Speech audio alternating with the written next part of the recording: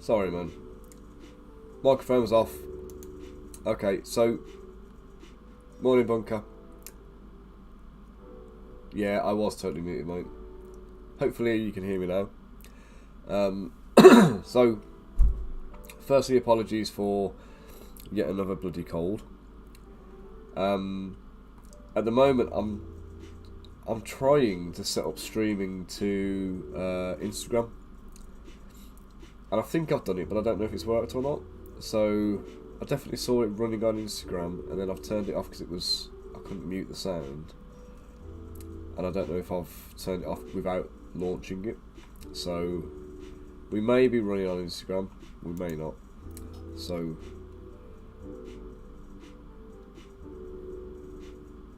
we'll just get on with the sculpt. Okay, so making vampires today, so I'm going to get my base machine. How was your weekend, Bunk? You had a good one?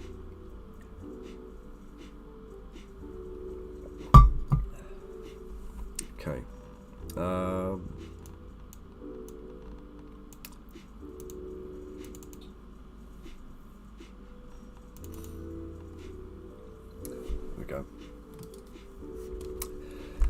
Good old Mr. Stock.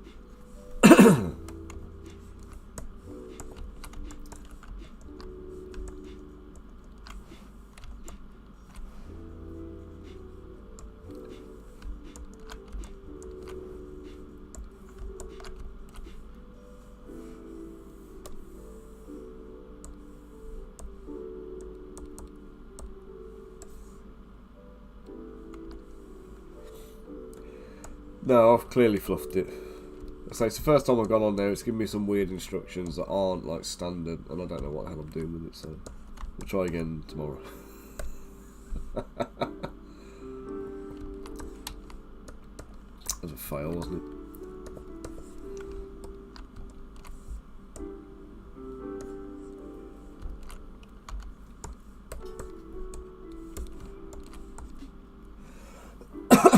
Oh God, sorry. Hi AJ, how you doing? Hope you're keeping well. Apologies for the cold and the sniffles.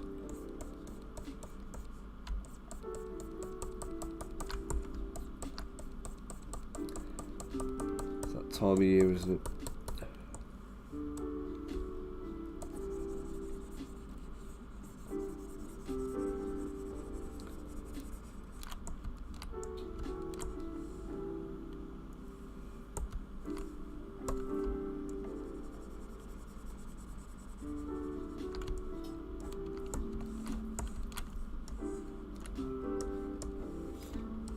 Let's open his mouth a touch.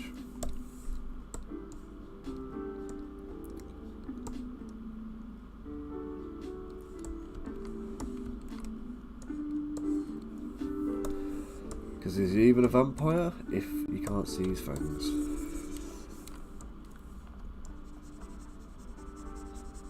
It's one of the things I often think about the vampire models. Like the fangs are such a tiny little thing on a miniature. Like you sculpt them in and they're massively oversized. They look goofy. And a vampire could look like literally anyone, couldn't they? You could literally just get any model and go, this is a vampire. But you've got to go and put all like bats and vampire type aesthetic things on them, haven't you? It's the law.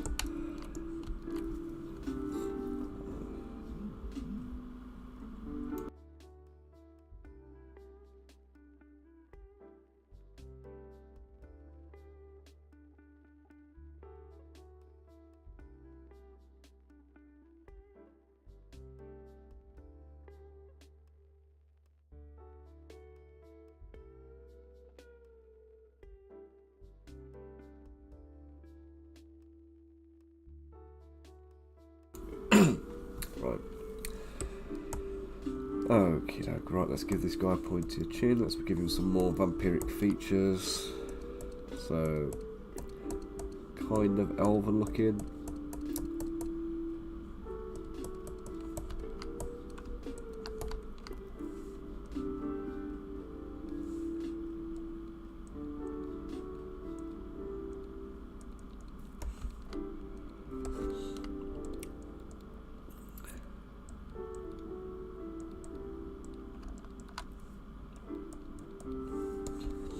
Slim his nose out.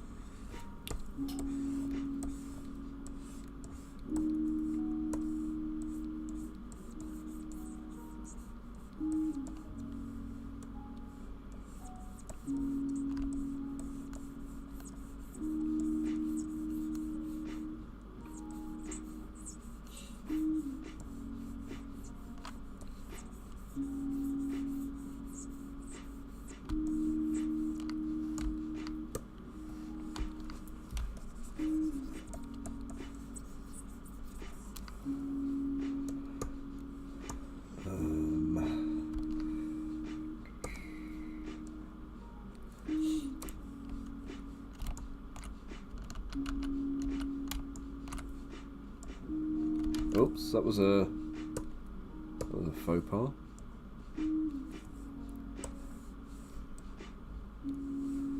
Looks like someone's face melted off, that was. There we go, great big goofy vampire fangs. The obligatory ones.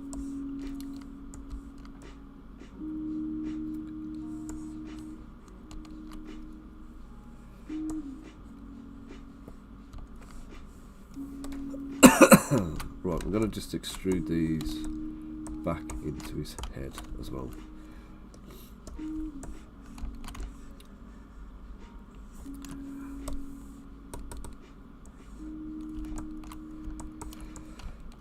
Just they're not like free floating in his mouth and needed support later, which I just can't be bothered to deal with. Right, I'm going to shrink his eyelids down a bit, make his eyes smaller.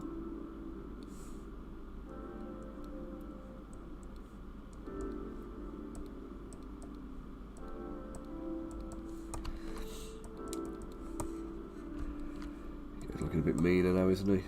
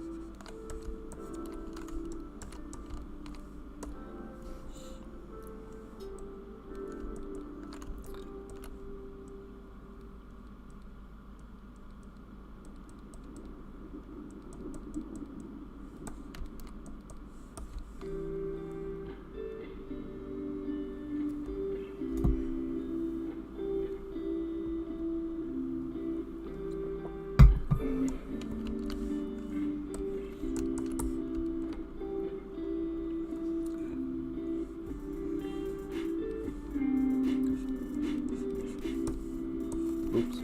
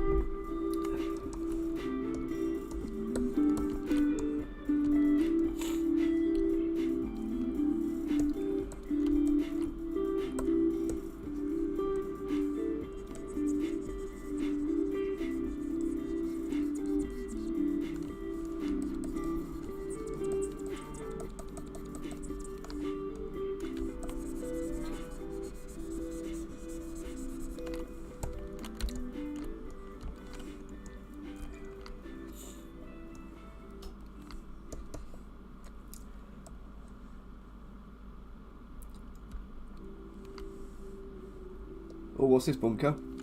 I may have got someone to consider coming to... Oh, mate, I know who you're talking about. He's already spoken to me about it as well.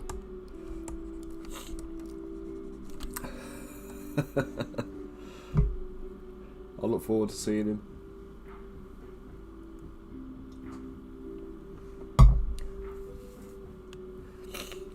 Bit of a retirement gig.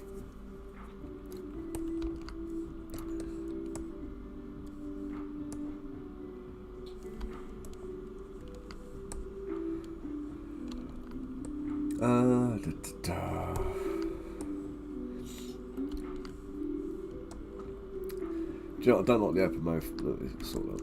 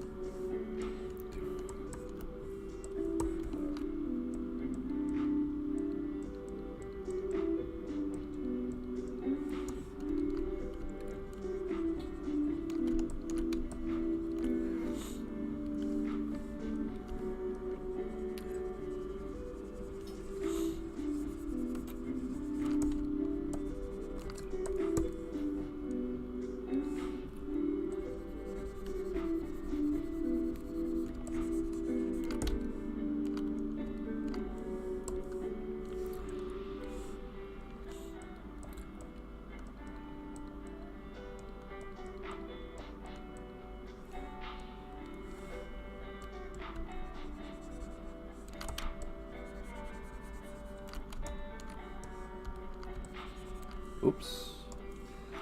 Ripping holes in his face.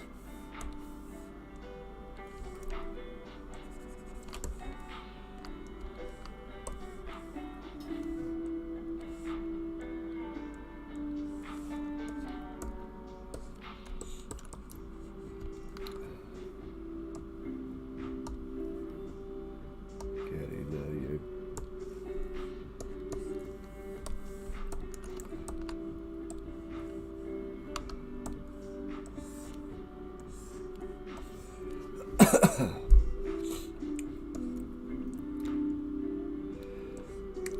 say, his plans are ambitious at the moment, so we'll see. It's all going to depend upon how retirement works out for a minute.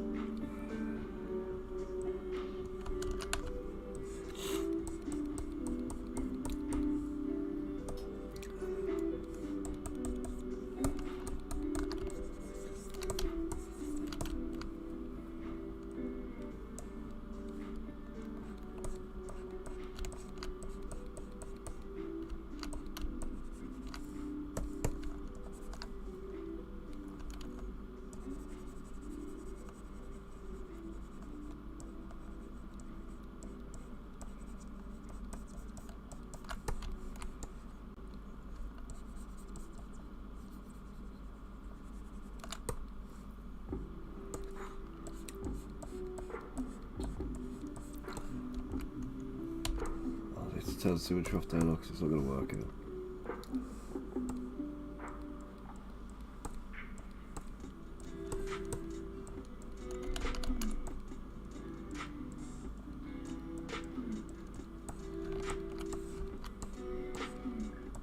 Oh, go away, ruler.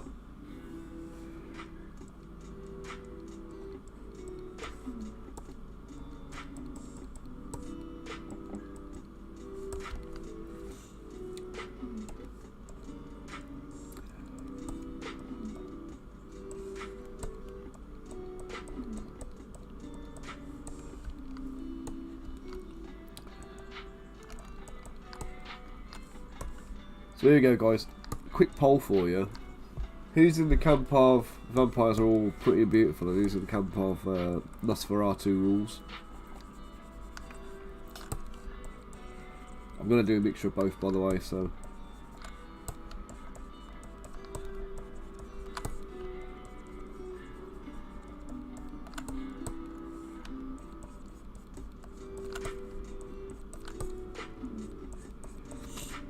This one's like my Dracula or Strahd or whatever.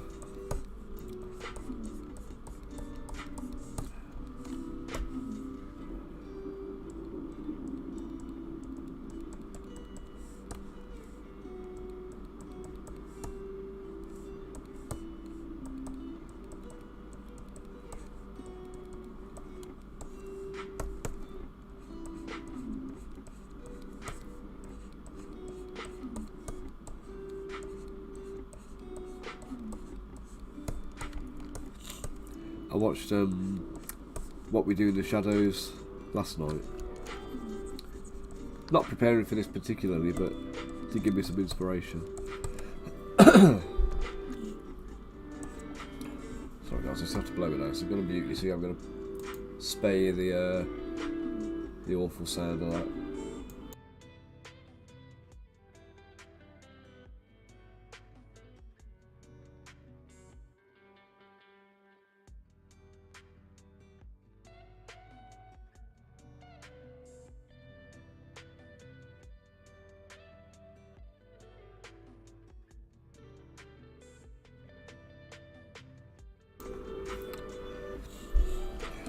Okay, that doesn't feel any better at all.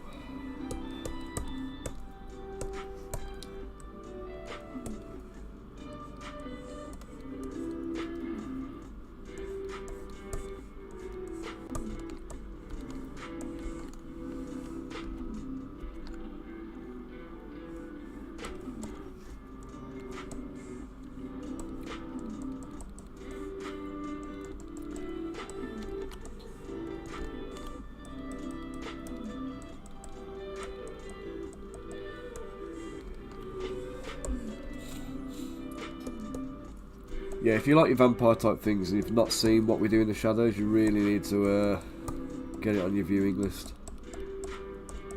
It's on Disney at the moment, and I think it's is it Star Plus or something like that. They're non-Disney stuff, but it's proper funny.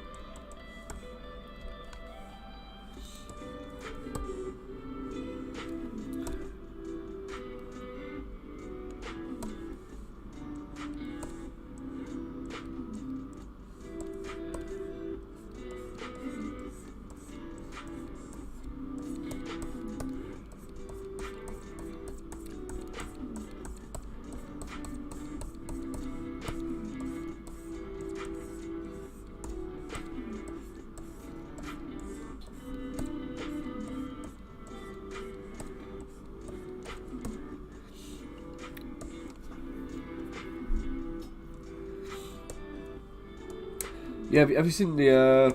I can't remember his name now. The vampire lord in What We Do in the Shadows, and they take him out on a night out, and he eats pizza, which makes him like violently sick, and he ends up like spraying himself around the like the town like a balloon that's had the stopper pulled. Oh, it's hilarious, that is.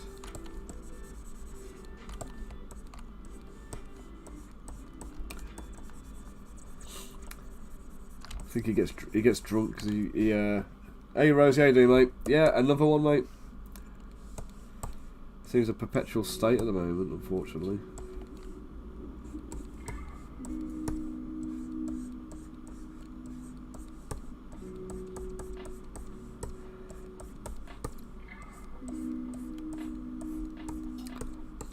How are you doing anyway, matey?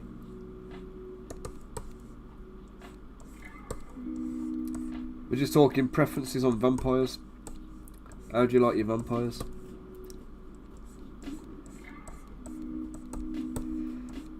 Do you like the interview with a vampire type?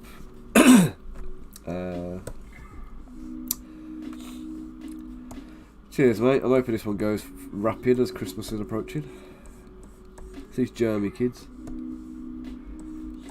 Do you like your Nosferatu type, or do you like Interview with a Vampire, or do you like Twilight? Yeah.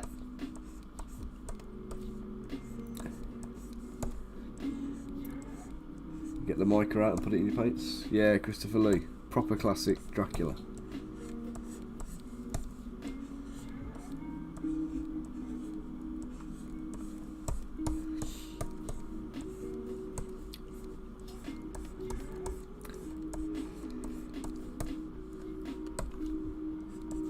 Did you ever watch Dracula Dead and Loving It? There you go, how you doing? Hope you keep them well, Kirst. Like me, bunged up with cold.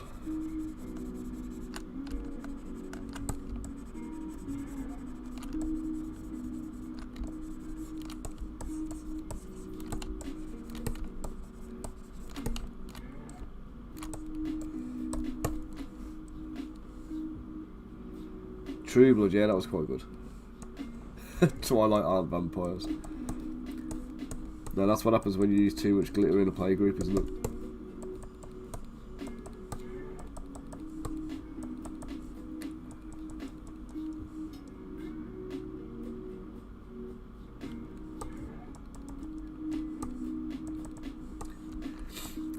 Oh no, we got things like Blade, of course. I was just saying, I was watching What We Do in the Shadows again the other day, and I love that programme. But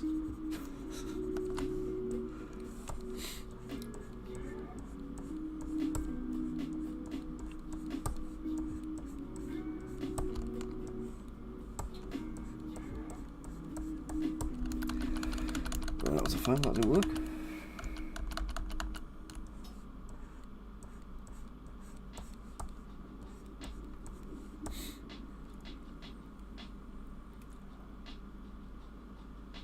Oh, Kirst, I've had like COVID and everything. I have, and I feel like I've literally just shaken off this god awful cough that I had that was lingering around for ages. Just shaking it and got over that, and now I'm back with a bloody cold. Can't win.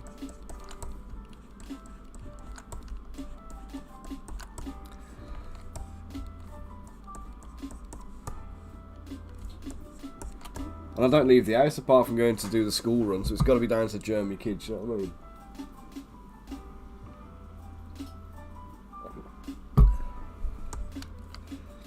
Well, I am off to Resorts World later to go and do a little bit of Christmas shopping.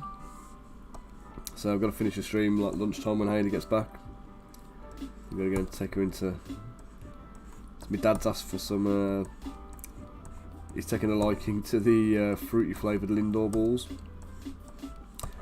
And they started doing the blood orange ones in the supermarkets, but if you go to the Resorts World, there's a Lindor shop there. and they sell them all loose like a pick a mix.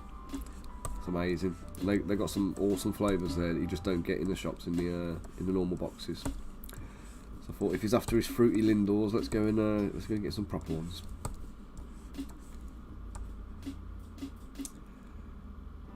Well, literally, I mean, I'll be there probably, but I do most years. Last year I went with Cursed Empire, SBG Creations. I may be there with them again this year. But then next year we'll almost certainly be there with Crystal Collapse, assuming it goes well. So, yeah, the whole like the whole NEC Resorts World thing. It's like literally like 5 minutes down the road from my house, so it's like ideal for me really. It's almost like I can't afford not to go.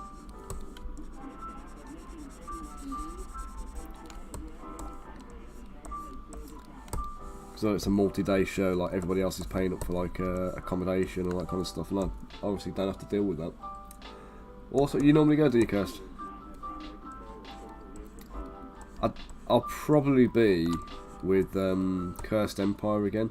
I think he's got the same stall he had last year, which will be next to Osprey in the like the middle light. It's basically it's like a premium stall he gets. That's it's in the lower hall in the middle aisle. But he's got a lot on the stall. That last year he only had the card games, some artwork and some models. This year I think he's going all guns blazing. He's acquired like about 4 different new games, so he's going to be promoting all of them, and hopefully soon he'll have the miniatures game ready to go. We can start selling some minis. So I've done this whole model range for him, but he's not selling them at the moment because there's no demand for them in his system. That's why I've not been doing any of them for a while actually. Hotel Transylvania.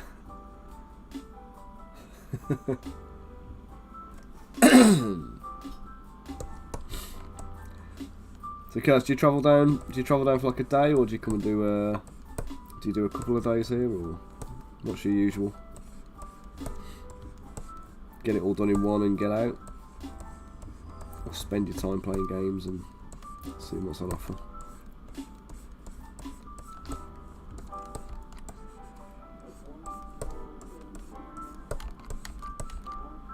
Oh, I'm fairly happy with that. What do you reckon, guys?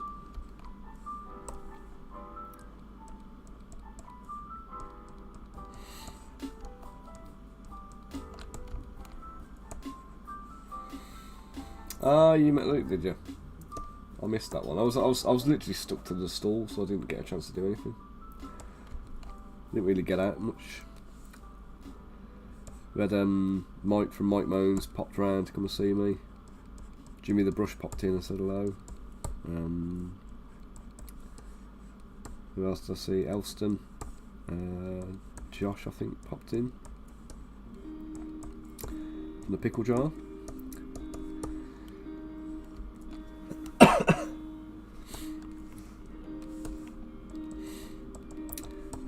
Had a good chat to Steve at Sarissa and Mr. Dave here. Hello if you're watching, mate.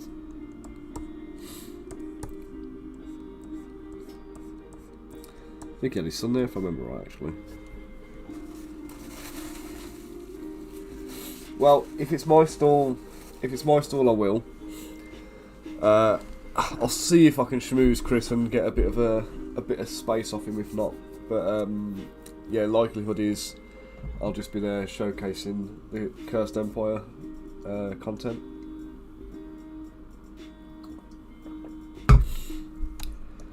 The only problem for us is it's beginning of summer holidays, isn't it? Like the kids are off, wife wants to do stuff as a family and everything, and then I get committed for about 4 or 5 days because of this.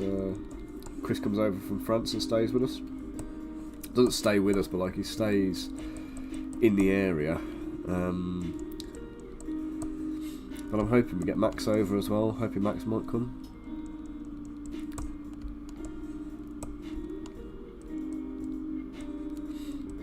But guys, Crystal Collapse is looking amazing at the moment. I've got the last of the models done now. So they're all printed off. I've got a big box of them shipping over to Max today, so we can start getting them all photographed for the website and getting all like little turntables made up and all that kind of stuff. I need to pull my finger out the arse and get the pre-orders live and start showcasing it.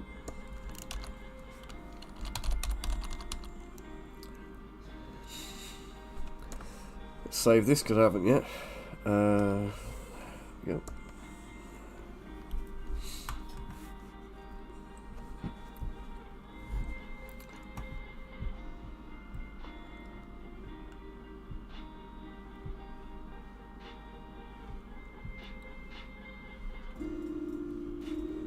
Yeah, guys, if anybody's going to UK Games Expo this year, then be sure to pop a message on the Discord and let me know you're going. I'll put the details up on the Discord before the show anyway, so you know where I'm going to be, if I'm going to be there. But before that, we've got Chilcon Derby anyway, I think, so I should have Crystal Collapse at Chilcon Derby. Well, there's no should about it, it'll be there. I just need to try and see if I can get either Max over to do demos of the game, or get somebody like swatted up and trained up so he can run the game for me, kind of thing.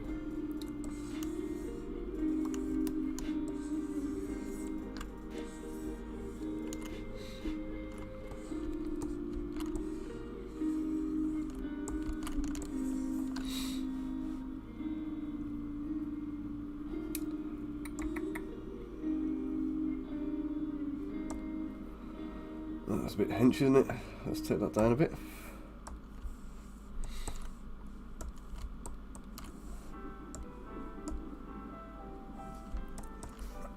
Do you know, I should have probably just duplicated the body there, I think.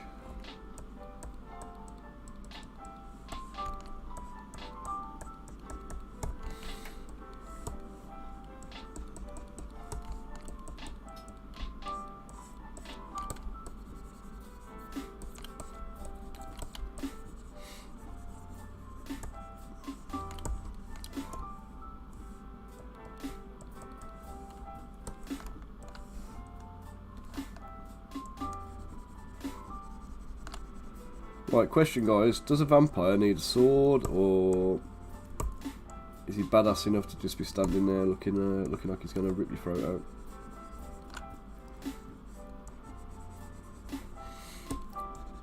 There's one I know he's going to need a sword, I'm going to make Kaz the Bloody Handed.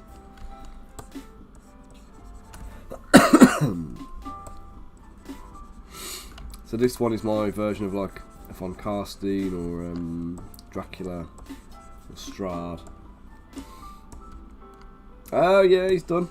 He's ready to rock. Do you know what? Let me show you the painted one I've got on my desk here at the moment. Actually, well, I don't know which camera's going to come on here, so give me a second. Oops, I've just clicked something completely wrong.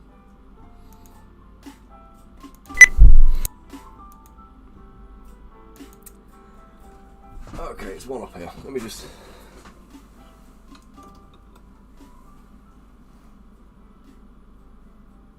position it for you. Oh god, I can't even... Oh, this is so awkward.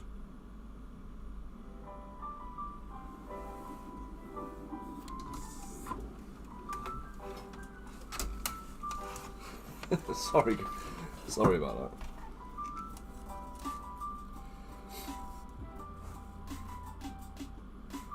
There you go, there's Taro.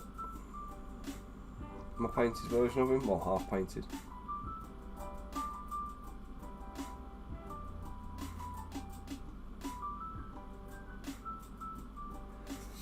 So next to the other guys, here he is.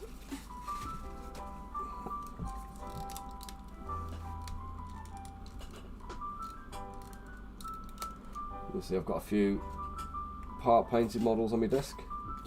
Couple of complete ones, very few complete ones actually. For some reason I'm flitting between them like no one's business, and they're just they're all getting slowly chipped away at, but they're not quite there yet. So we got Victoria on the left, We've got Corrado at the back, who's a little bit washed out and out of focus there. Joshua, who still needs his hair making blonde. The 40mm cursed, 40mm scale. So the base is a 32mm. It's a good job we've got trousers on, isn't it, today? We've got Hector on the right, Naggled at the front with the wizard's hat. Obviously Taro just there. And we've got Lisa at the back. There's one of Rosie's favourites, I think. So they're all coming along really nicely. And then I've got still to paint Gil, who I did a weird little stream for painting him the other night, just doing his flesh. And then we've got Fina, who's the other cat person, and Hannah, who's the last of the cat people. So they go with Taro. And then we've got our Goblin Slayer, who's primed and ready to paint. He's going to be our pre-order exclusive dude. So yeah, so working my way through, getting them happening.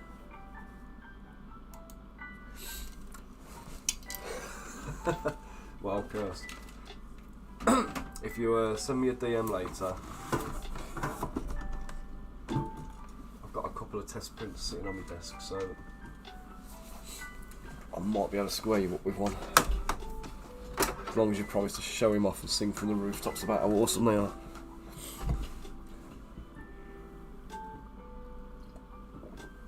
In fact, Bunker, Rosie, anybody else who's doing the streaming, DM me and remind me. I've got full sets of models sitting here that have been running off that we're going to be sending out to people to showcase and start doing a bit of promo and whatever else. So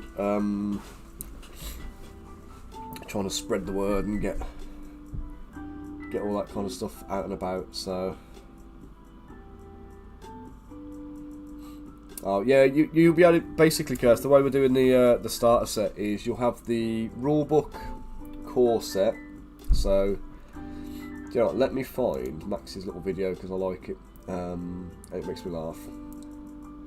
I was going to mute the music on the stream, but you'll see. Basically, he made this little mock video. It wasn't even meant for public consumption, but I've shown it about 4 times now. It's basically showing the contents of the box. So we've got the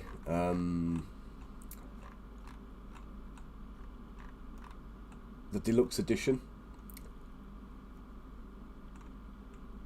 which is going to be in like a nice wooden box that's shaped like a book.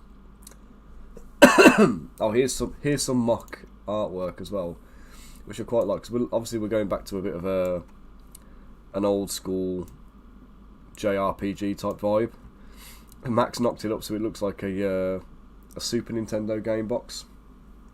So I just like that. It's made me laugh.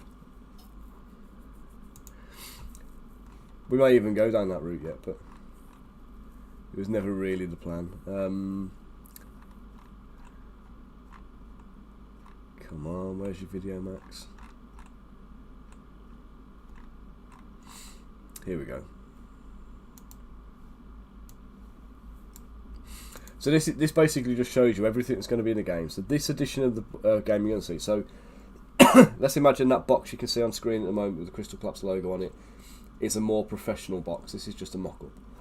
So that box with the contents that are in this box, in the box you're going to be seeing, is what's going to be in the core game.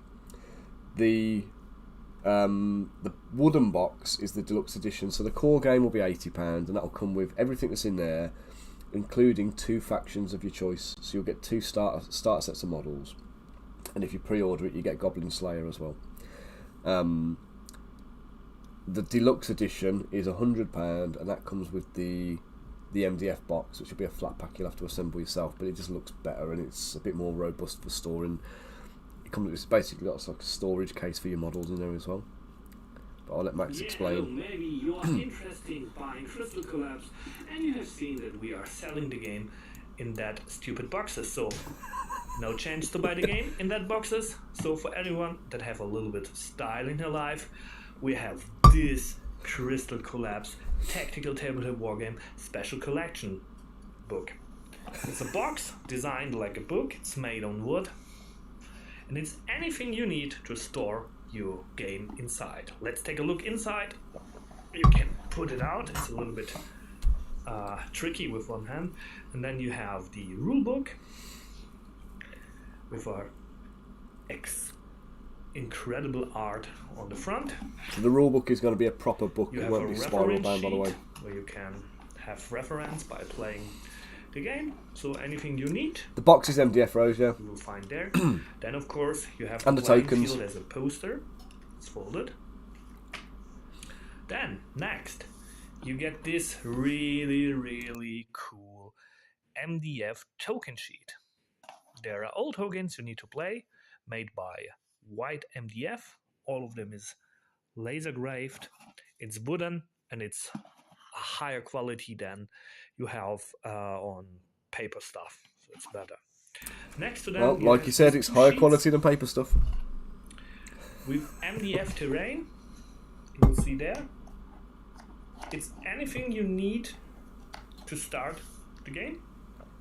You have 1, 2, 3 of the elevations for the high attacks, and you have 1, 2, 3, 4 Sorry, small Rose. boxes that are high. You can We will use have them as cardboard part of available, terrain and you can or swap it out for implement by building your own terrain. what do you call it?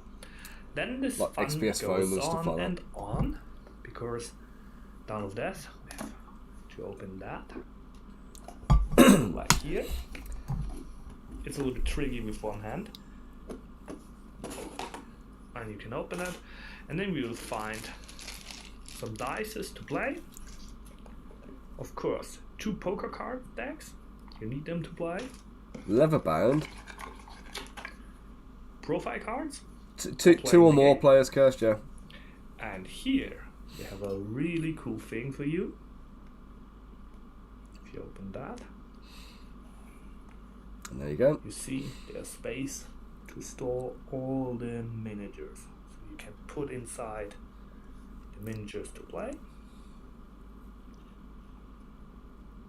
And go out on the tabletop club. This is where he drops one of them there. to play some couple of great Well, Rose, if you can lever them up and games. help us make them and give us a price on them, we could put some work away for a super deluxe edition. So there you go. That's what's going into the box anyway. So you'll be able to choose. There's 3 starter factions going in. They're £35 each normally. And we've got. There's the Kingdom of Basalia. There is the. In fact, let me get the renders up on screen so you can see them. You see which ones are in each faction.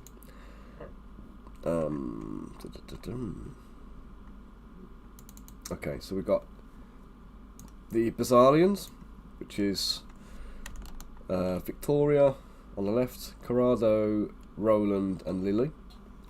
So that's faction 1. Well, we're not calling them factions; they're character packs. You can mix and match the characters, so you can, choose and pick and choose which ones suit your playstyle the best. We've got. Where is they? The Giza. Giza's going to get changed. We're not calling him Giza because it's too close to Gaza, which is a bit too topical at the moment. So we've got Hannah on the left, who's like a 12-year-old catfolk assassin. Gil, who's a berserker. He's a beast and a half. He's massive. He's going to bankrupt me if everybody orders him because he's so expensive to produce. We've got Little Taro, and then we've got Fina. Yeah, I think this one's going to be a popular pack, if I'm honest. The catfolk are getting people buzzing when they see him, so I think this one's going to be flying out. Here we go. Hobkiller, the mercenary. So he's just a little bit badass. Well, if you've got to protect Taro, you want Hobkiller and Gil, I reckon. And then we've got the Varland faction. So these ones are pretty nifty as well. These are lovely to paint. These are. These are the ones I've done the most of, to be honest. I just need to finish his hair and his spear, and then I need to jump over onto Naggled and just finish his face and his hair and his staff, I think, and then he's done. The shield's killer. It's really it's hyper detailed, so like trying to get in there, you have to paint it in layers. It's quite fun to paint actually. It is really nice, but it's a killer. So yeah, and then like I say, here we go. There's all of them together. So these are all the models that are available at the start to choose from. And what you do is basically for the game, we're going to let you choose 2 packs. So you can have like each row is a pack of models basically. You'll pick 2 packs, but then if you want the third pack as well, we're going to do that as a discount. So you can have that for £25 instead of £35. So for £80, you get all of the game stuff. You get 2 sets of these models that are £35 each normally. They come with the stat cards and whatever for those characters, and you get I say the option to add the third pack on for an extra 25, so you can kind of make a little bit of a saving on that one. And then we're going to be doing the Mercenary of the Month, so we're starting with Hobkiller as an exclusive. So he's obviously, you pre-order the game, sign up to the mailing list, and when we ship, there's a little tick box on the orders that will say, yes, I've pre-ordered. Let me just play on the music. Yes, I've signed up to the mailing list. And everybody who's pre-ordered and signed up to the mailing list, they'll get Hobkiller sent out as well as a freebie. And we've got loads more stuff coming as well. Like if I show you some of the other concept art we've got done. So this is one that is done in an old style, but it's got to be redone. So this is like he'll be a mercenary. But I don't know if you played Final Fantasy Tactics or Final Fantasy 12, I think it was. They had the Banger, who were like these kind of like dragon type characters. We're going to be using that kind of character, that kind of race in there, because we're keeping away from like your standard elves and dwarves and standard fantasy fodder. So the design on that's going to be redone. We've got this one, who's a nice chocobo rider. Kurt, if you want a bigger version of them, I can do you an upscale version if you like. That's a special order. But concept art for other stuff we've got coming out. So we've got there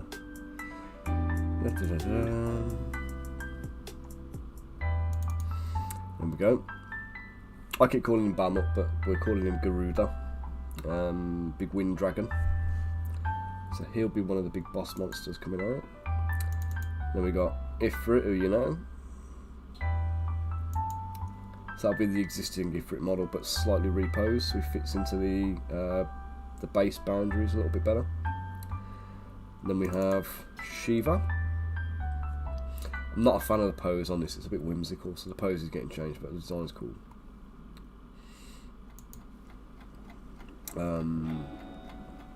Who else have we got? Yeah, we got Lily. Odin. There we go, there's Odin for you. On Sleipnir with his big ass sword. We haven't gone for a spear this time, it's the Final Fantasy version of Odin, or the Final Fantasy type version of Odin rather than a standard one. Mr. Powder, he'll be coming soon. Then we've got Titan down here, so he'll be getting made as well soon. And I think that is it for now.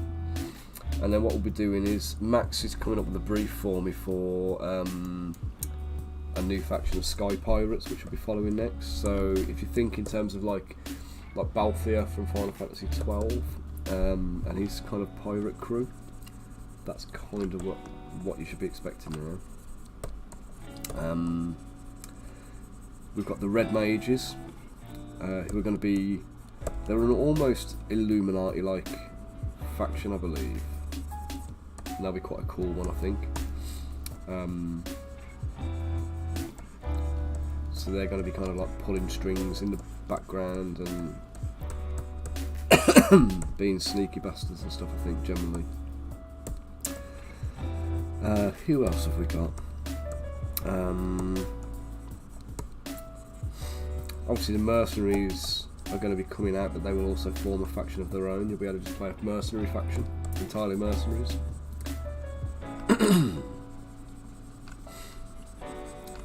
But yeah, Rose, if you can do leather binding and all of that stuff, and you fancy kind of doing us a batch run, we could maybe put a load of pre-orders on them and see if anybody wants to do them as probably need to get you the wooden box first, won't we? So you can do your binding on it.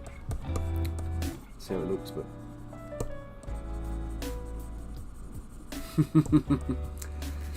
do you know what? It doesn't matter about the painting, and also, do you know they're 40mm, and again, I'm gonna get a 32mm scale model and put it next to them so you can see the difference, because it's bigger than you think.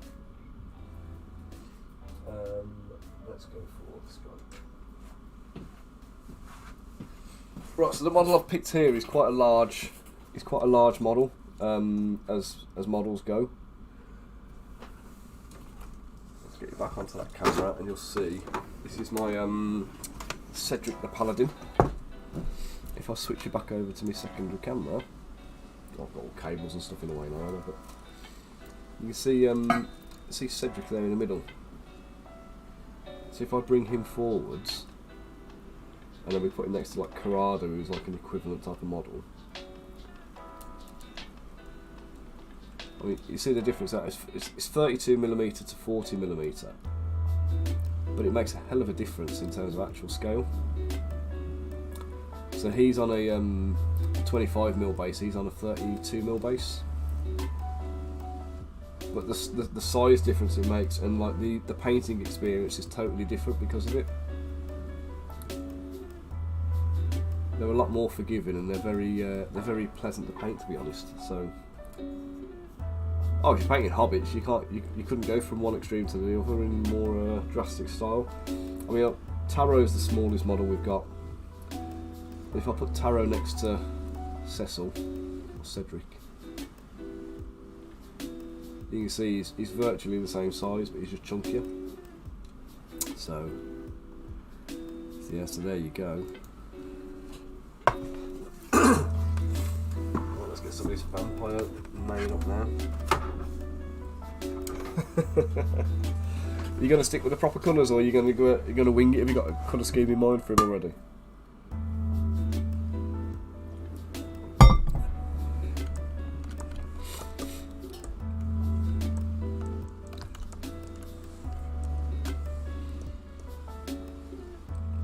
For Taro.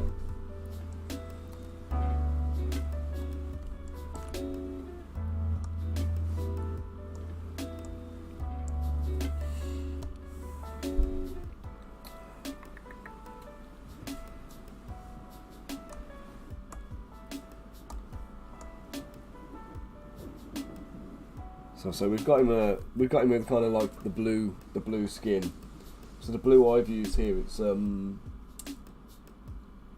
I screwed up and I used totally the wrong. This is me being colourblind again, but I used completely the wrong palette to start with when I did him.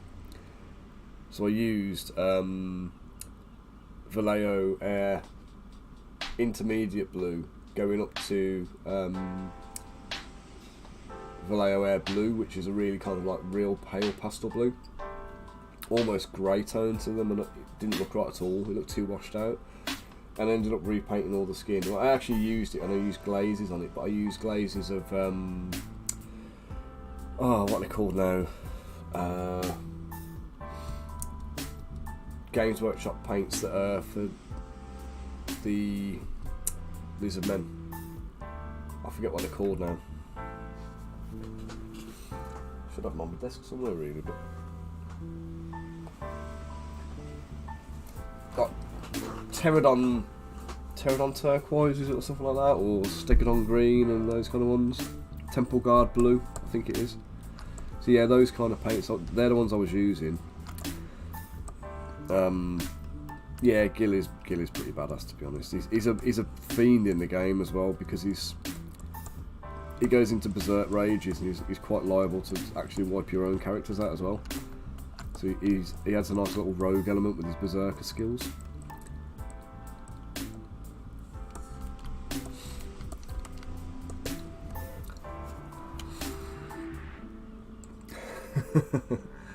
No, he won't behave. You don't want him to when you get him full going. He's like I say, he's an absolute monster.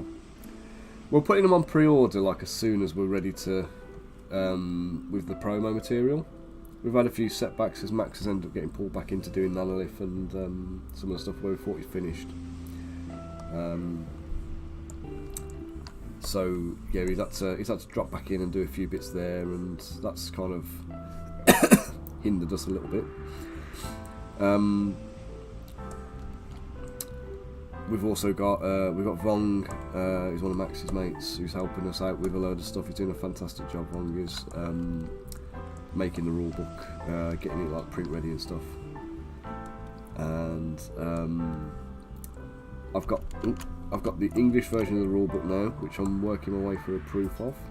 In fact, you know what? Let's get distracted again. Distracted? Let's get distracted. Let's go and let's go show you a little preview of the rule book.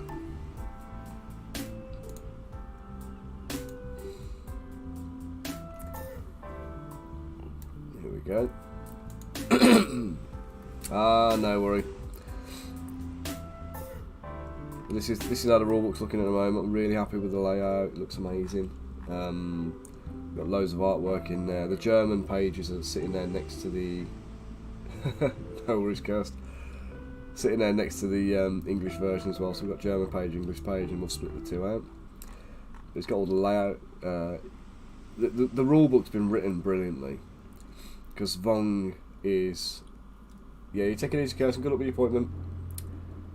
I'm making an appointment, sorry. No worries. Yeah, Vong's a technical author who writes instruction manuals for a living.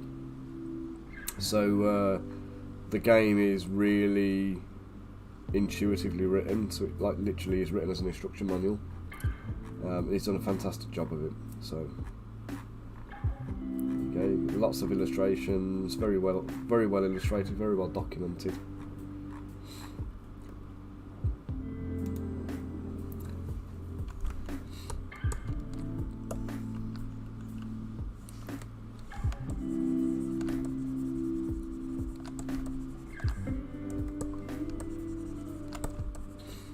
So yeah, the orders will go up soon for that, and we're doing them on pre-order. So there's no risk involved like you would with a Kickstarter. We'll run it like a Kickstarter still, probably with updates and stuff throughout the pre-order process. But we're looking to literally get everything made, everything rolled out to you guys by March, April time at the latest. But we're doing it all in-house, and we're not outsourcing it to like a manufacturer who's going to be doing everything. We're going to be taking control of it all ourselves. So we've sourced all of the different components and got it all priced up and everything else. And yeah, we'll be producing it in-house, assembling all the boxes, getting them all ready to go out. So as much as it'd be nice to have 10,000 people come and order it all on day one, I'm kind of hoping it's a bit more of a staggered thing and we can do a little bit more of a gradual rollout. If it is a massive thing, we've got means of resolving it anyway. It's not a drama, but we just have to put some staff on it. So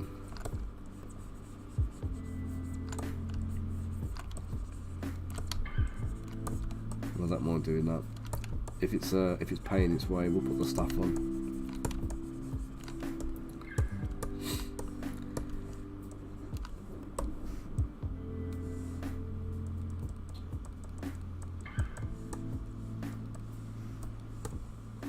Oops.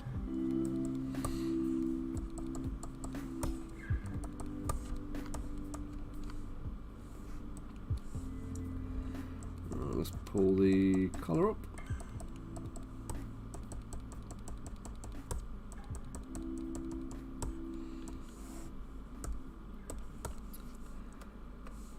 Let's just crisp up the edge there. think that should be about right.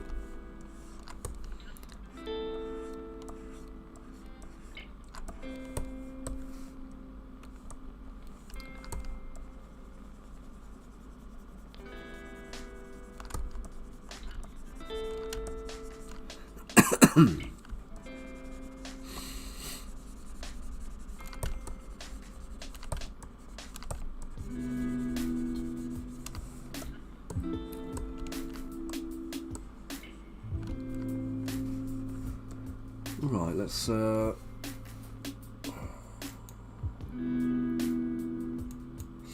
so my Instagram attempt failed today, didn't it?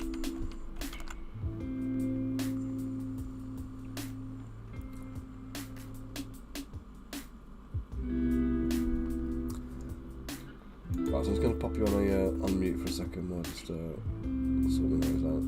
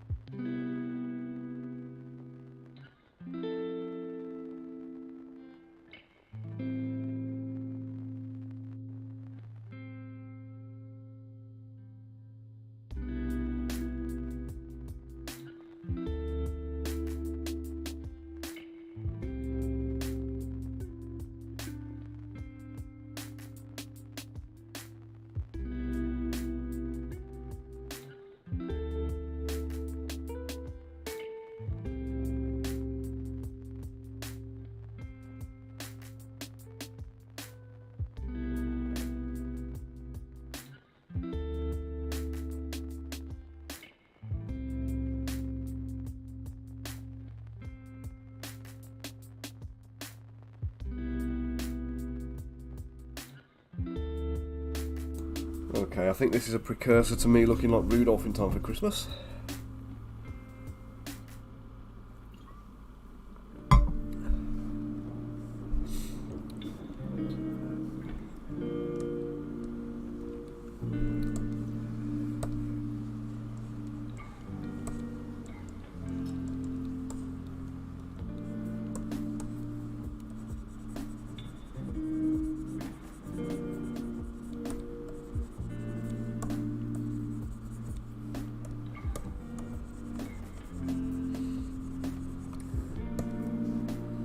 I want to crisp up the top edge of this just a touch. I don't want to go too mad with it.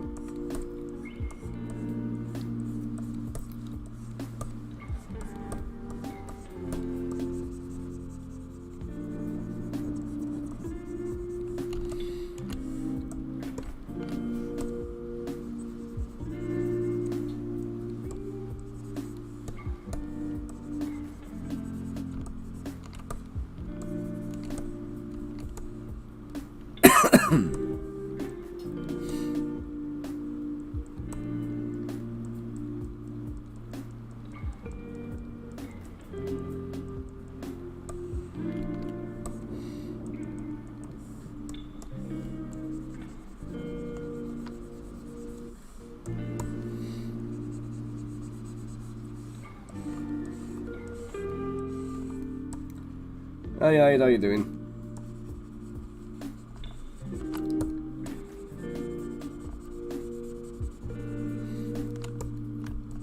Well, full of cold after just recovering from COVID, so that's a great start. Other than that, I'm doing well. Oh yeah, how's it going?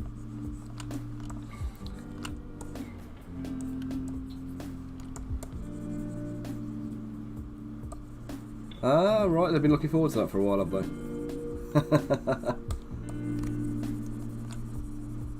It's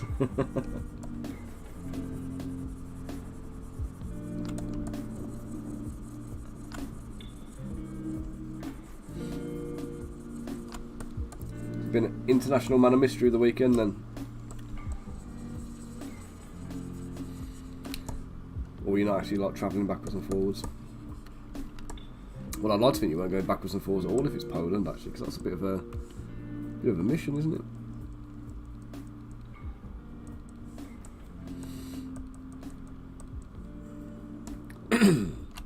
Oh man, I feel your pain. We've had that loads of times. Sucks, doesn't it?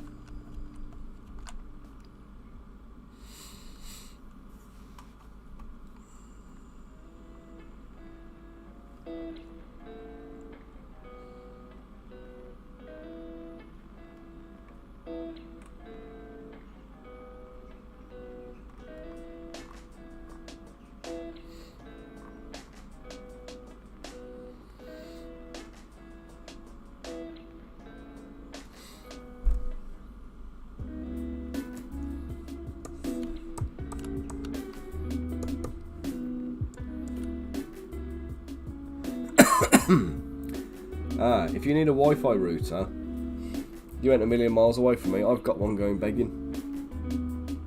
Just got to figure out where I put it. So I bought a router for down in my office, and we were running it, and then we had I had Virgin out, not Virgin, sorry, Sky. We do our internet, and they do a guarantee, a Wi-Fi guarantee, where all rooms get covered. And they basically have said like they'll be able to put a Sky router in my office, which means that everything's on like one homogeneous network. So when I go into my office,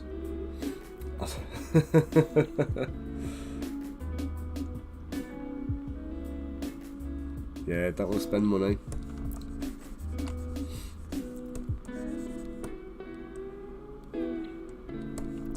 Yeah, it's like they put the thing in, so now when I come into my office, instead of having to change the Wi-Fi network and use a new password and stuff, it all uses the same one in the house.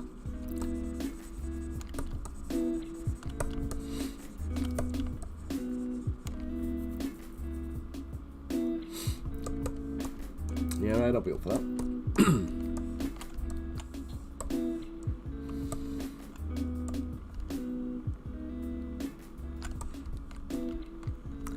What do you mean? It used to not be a problem.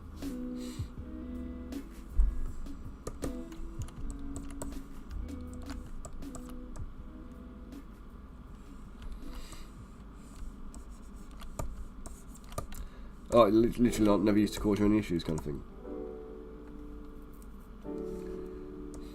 Is that a laptop thing, or is that the internet though?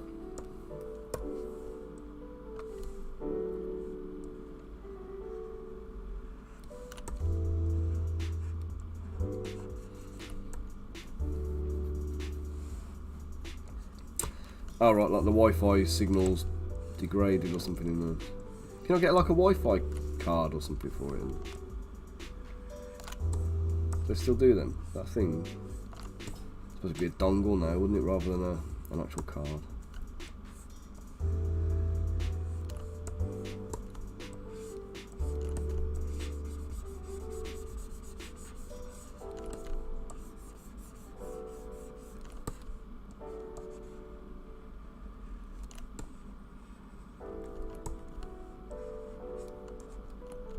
Oops.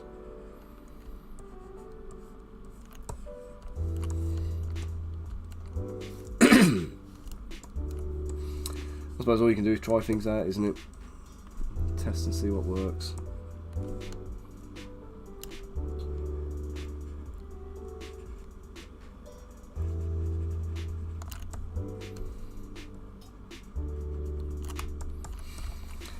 Let's get some resolution on this, because otherwise it's going to be painful later.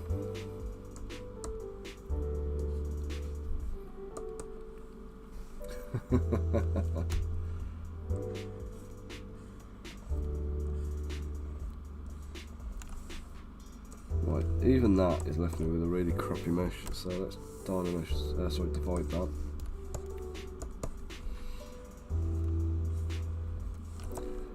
clean edges for this.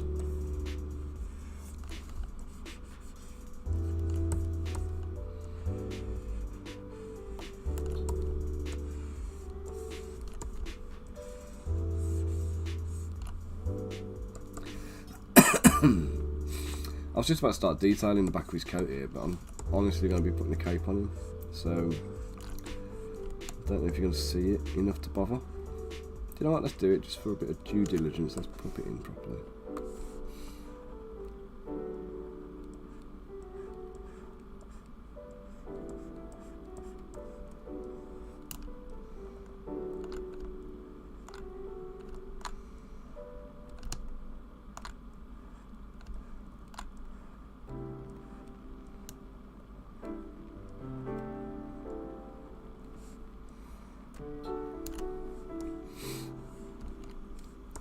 We'll do a similar design on the front, and then we'll do what we call it now.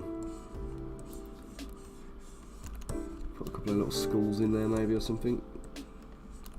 Or do I just keep them classy and just forget all of the Halloween style nonsense?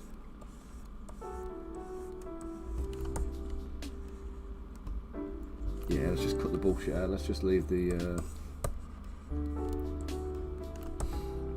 Let's leave all the nonsense out of it.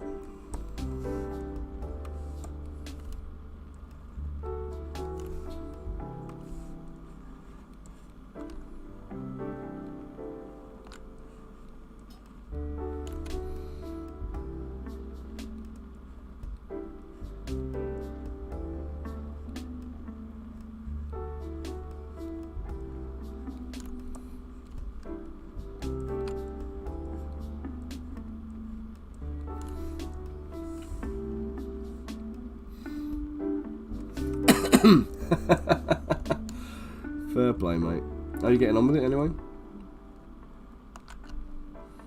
I would definitely recommend you grab Lychee, you know. Even the free version's better than Chitty Box, but...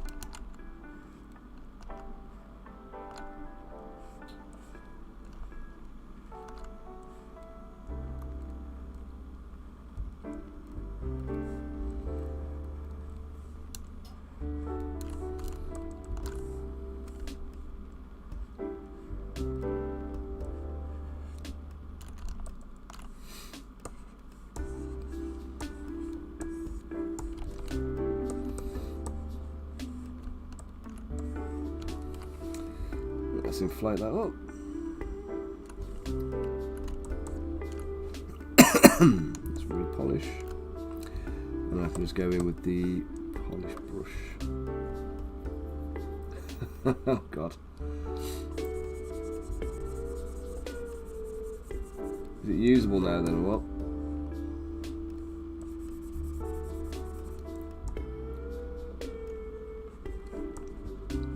Oh, I don't get ads on mine, mate. I've got the pro version. It removes all the ads out of it.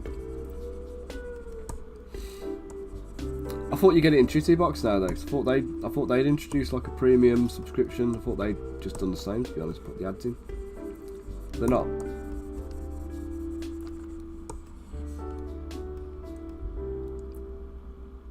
The rubber. What's rubber on the printer, mate? You know about like the gasket thing around the screen?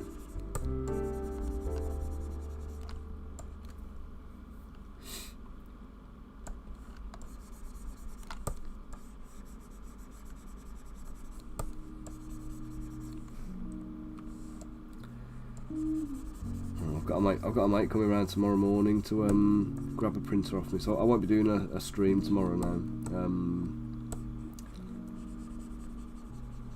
I've got an Epax X10 that's kicking around, and it's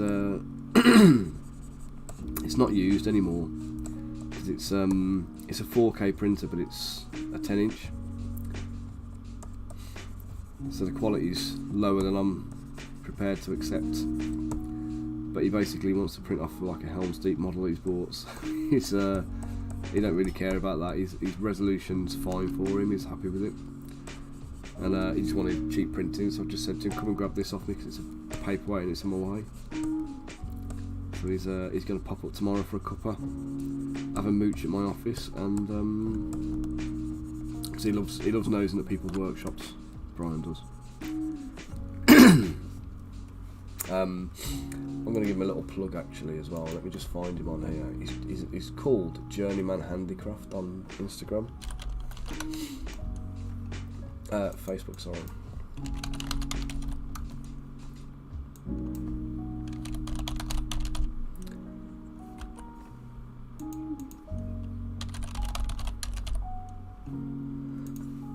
So if you know anybody who's into like their outdoorsy stuff, here's Brian.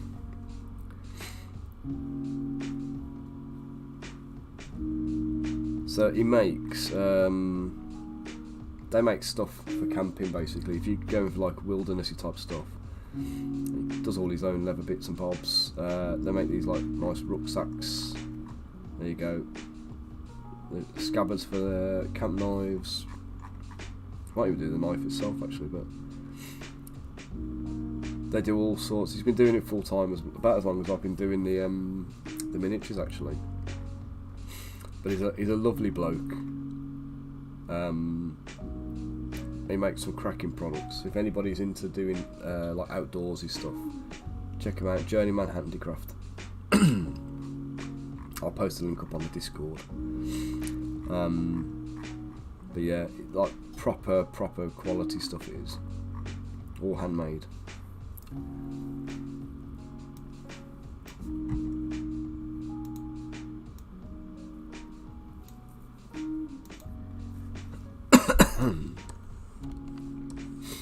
A garage would be nice, wouldn't it? Our garage has been converted into a bedroom / we use it as a playroom for the kids now. But it might become a bedroom again at some point in the future. You're not tempted to do that thing I sent you the other day with the car? Get a car and chop it in half and put half of it in the room as a rig. I mean that's commitment, that is, isn't it? That's like real hardcore stuff.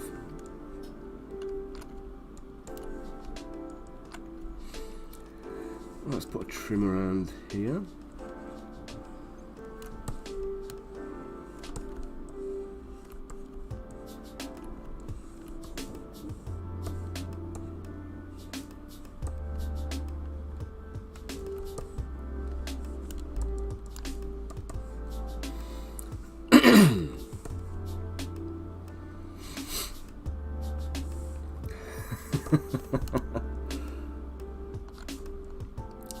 What's one of them? How expensive is it and how much mess is it going to make?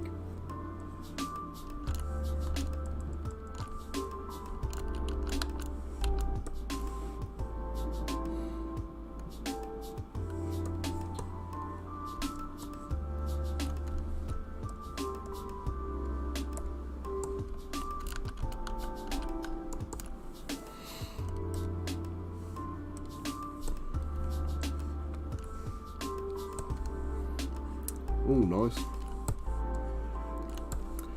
There was it might be one for you actually, Rosie. There's a machine called the X-Carve, and it's a multi-axis wood carving, like CNC machine basically. And my mate Alex, he passed away a year or two ago now, I think. He had one of them, and he was asking me about doing some like sculpted designs that he could carve out for like mirrors and things. And I think that'd have been ace, that'd have been amazing, but you're all metal. Hang on, if it's a simulator rig, there can't be that much torque involved, can it? Is it just something for you to sit in? Or are you talking about actual moving parts?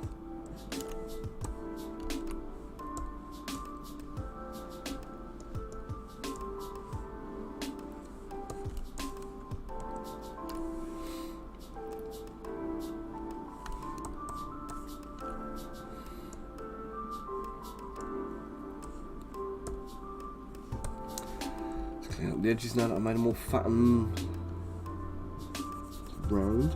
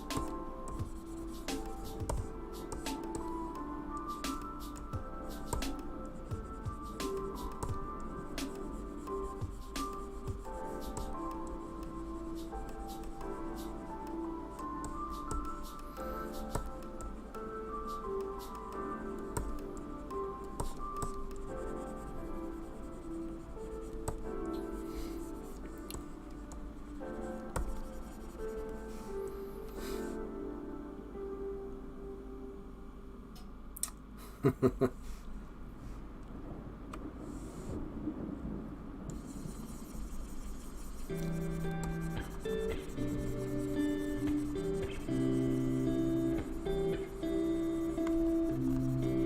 bet you get some use out of a lathe, wouldn't you, Rose? You're not working today, mate. You off all day, or you on a Skyber? Like a slow day where you can like a really long poo.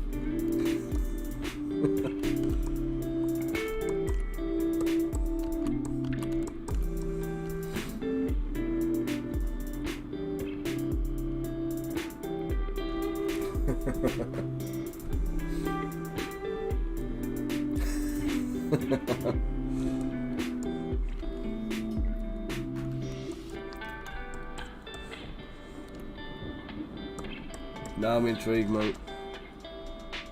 Yeah, no, oh no, nice.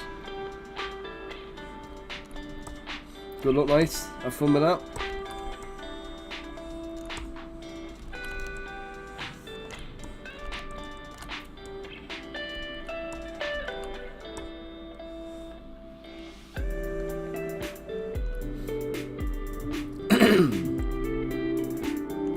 Today and tomorrow at work and then holiday. So we've got the kids at school until Friday, so I'm just going to be working right through until Friday.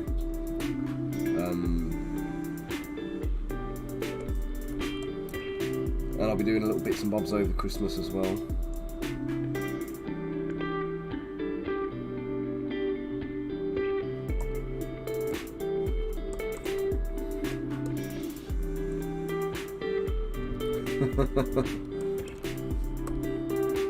Well, let's hope so, mate.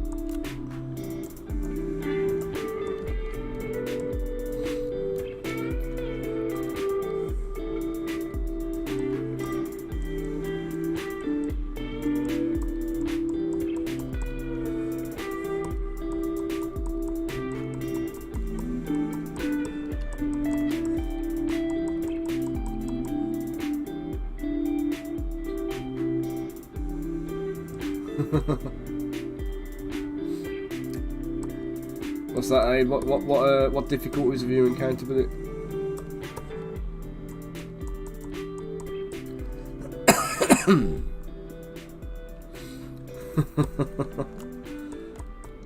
Oh yeah, I suppose, yeah, you're going to be able to see the whole thing. You have to move it into a position where you can actually see everything, can't you?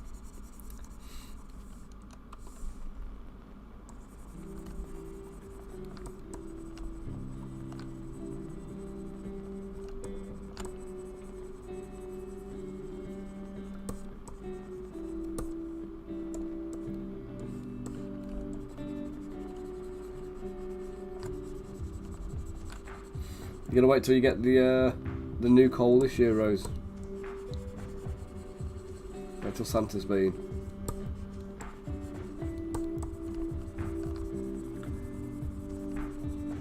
To warn my little ones about that yesterday. Was it yesterday? Saturday? Oh no, it was yesterday, yeah. Yeah, Willow had a full-on meltdown over something ridiculous. I can't remember what it was now. But we'd had friends over on Saturday night for like a Secret Santa like little thing. and we'll end up staying. She's normally in bed by 7 o'clock, half 6, 7 o'clock at the latest. If she stays up late, it's like 8 o'clock. She was up till like 10:30, and God, the next day, didn't you know it? Your house is the fridge. What are you eating on, mate?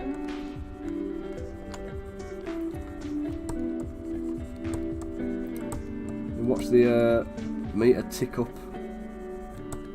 by the second. It's scary, isn't it?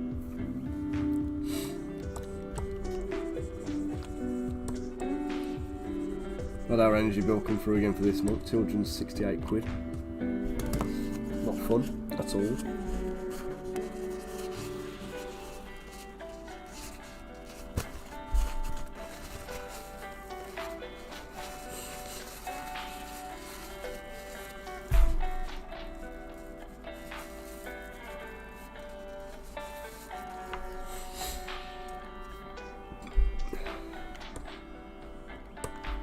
I mean, part of that is down to heating the office for the printers.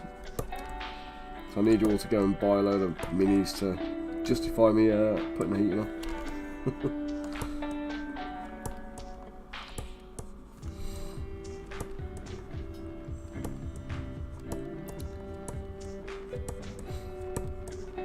And according to the Met Office, or Met Office Birmingham News, or whatever it was I saw, they're expecting massive heavy snow this week, aren't they?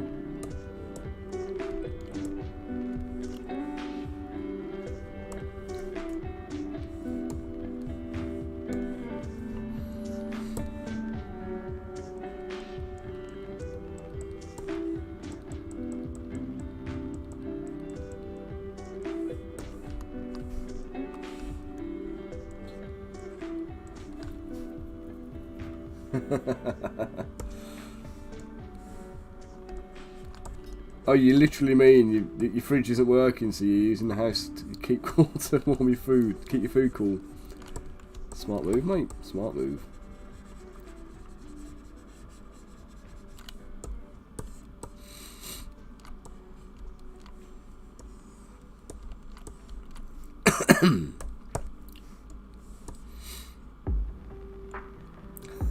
No. Oh, they're bound to. It's just sod's law, isn't it? Like I have postmen come into international deliveries. It's the only thing that goes overseas. We don't send through the usual courier. We send it through Royal Mail, and they do a home collection service. So you do click and collect, and then like they come and pick it up from your house. And like every time I book one, I'm paranoid that they're going to turn up while I'm doing the school run. Because there's that like half-hour window in the morning where there's nobody in the house, and you just know that's when they're going to show.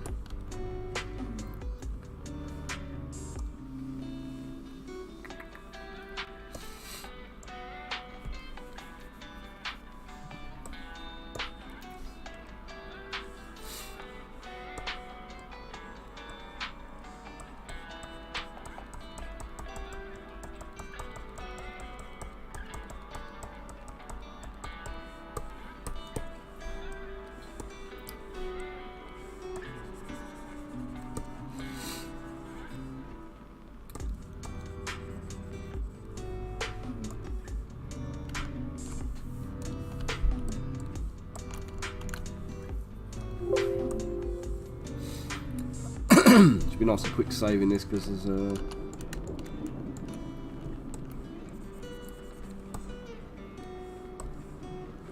it's a very light file because I haven't got any other stuff saved in there yet. Now normally when you see me working I've got like 10 different things going on. 10 different models going on in one file. And then it takes a while to save because the file size is getting massive.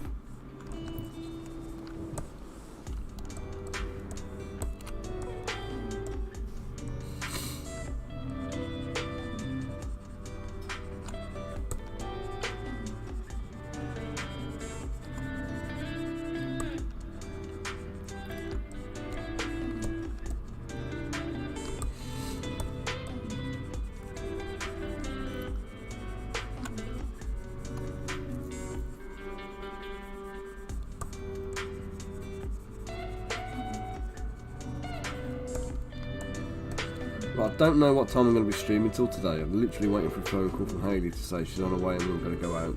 So it's unlikely it's going to be a 12 o'clock finish because she doesn't finish till past herself. So likely it'll be about 1 o'clock, I think.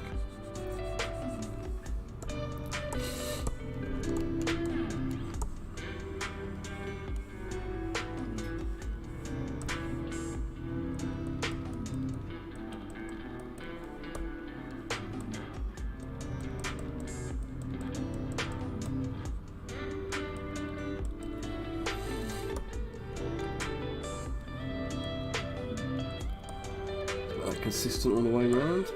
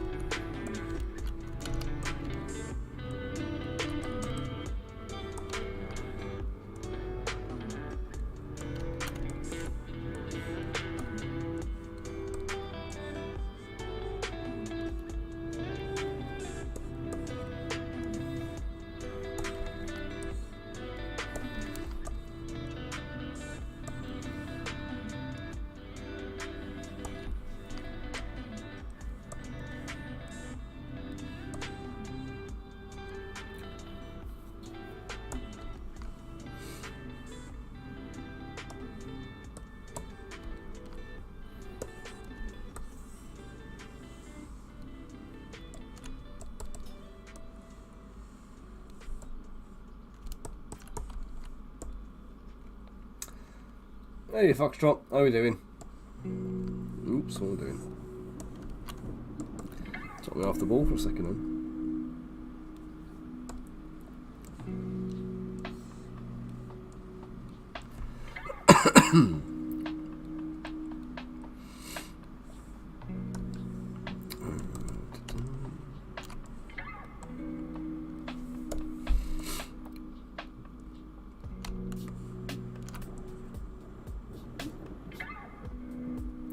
Oh, nice. What are you on next?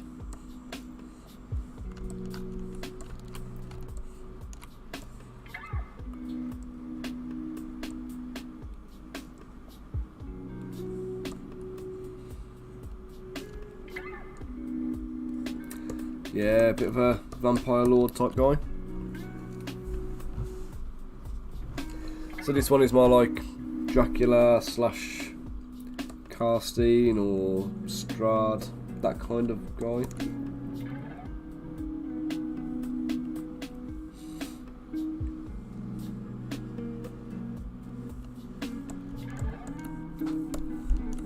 It's just auto quickly, so.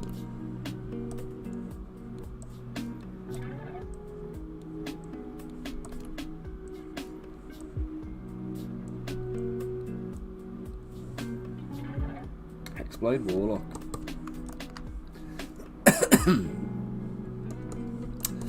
Oh, 69 sessions, that's a long running campaign.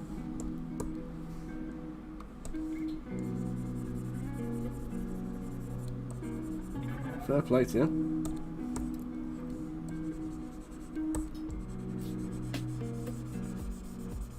You doing it as a live stream, or are you just playing it offline? I say offline. Offline as in not kind of publicly broadcast, what I mean.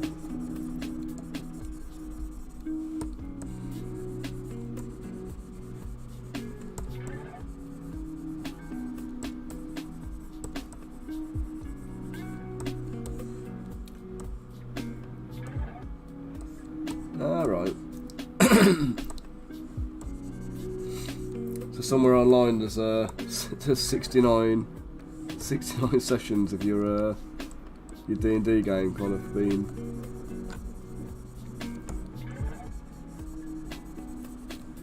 not streamed but made available.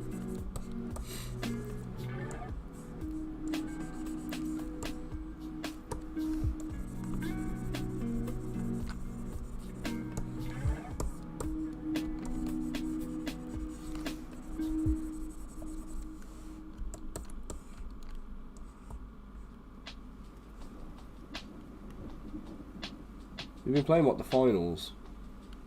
What's that one?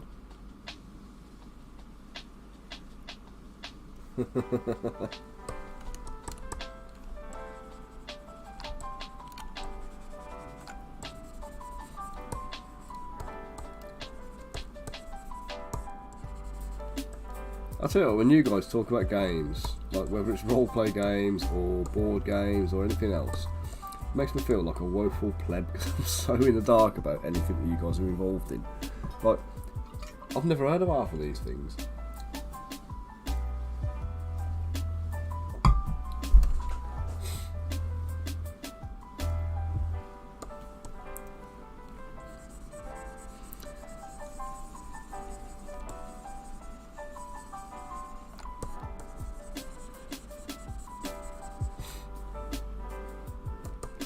Ah, right, he's not a team player then.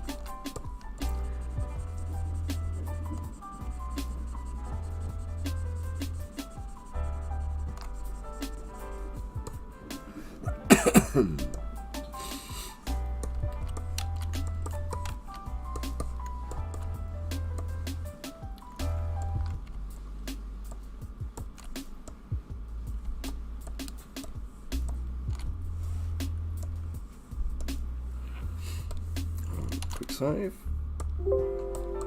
Oh.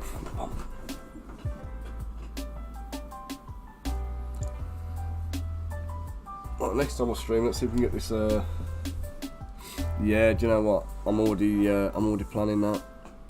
If I go into my brush menu, don't know if you've tried these out or not, but they are a godsend. It's this thing called IMM Hand Block by Blockouts by G Art. Now, I got these off cubebrush.co,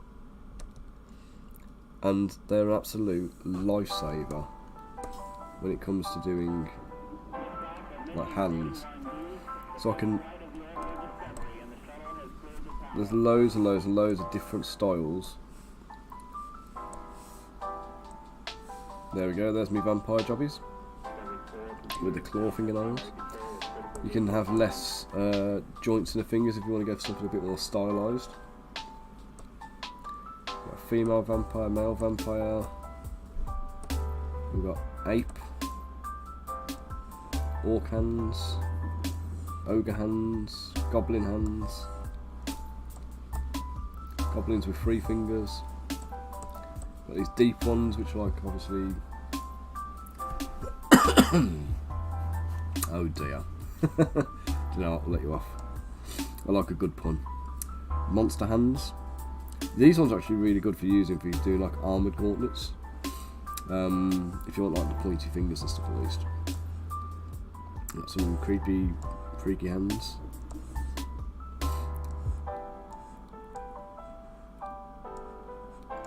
And so what's nice with them is they do my absolute favourite thing where they split the hand into little chunks. So I hate doing hands. Absolutely hate sculpting hands.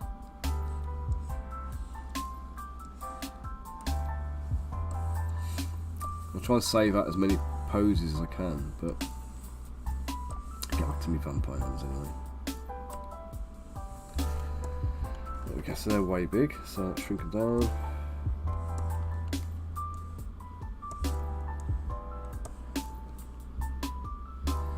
Now I'm going to have to adjust the fingernails on them because they're not going to be viable.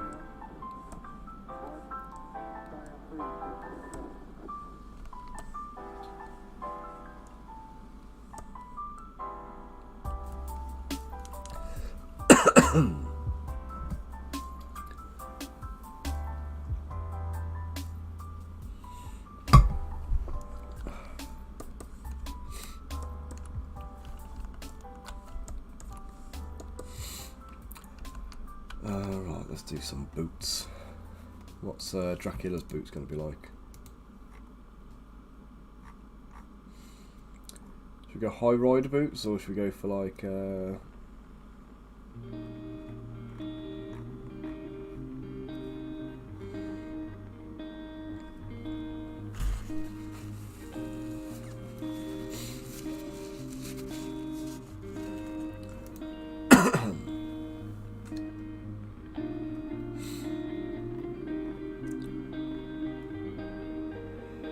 right, and I suppose the next question is do I want to do his cape? Do I have his cape open, billowing out bats, or turning into bats maybe? Maybe the cape's turning into bats. Or have I seen that somewhere and that's why it's in my head?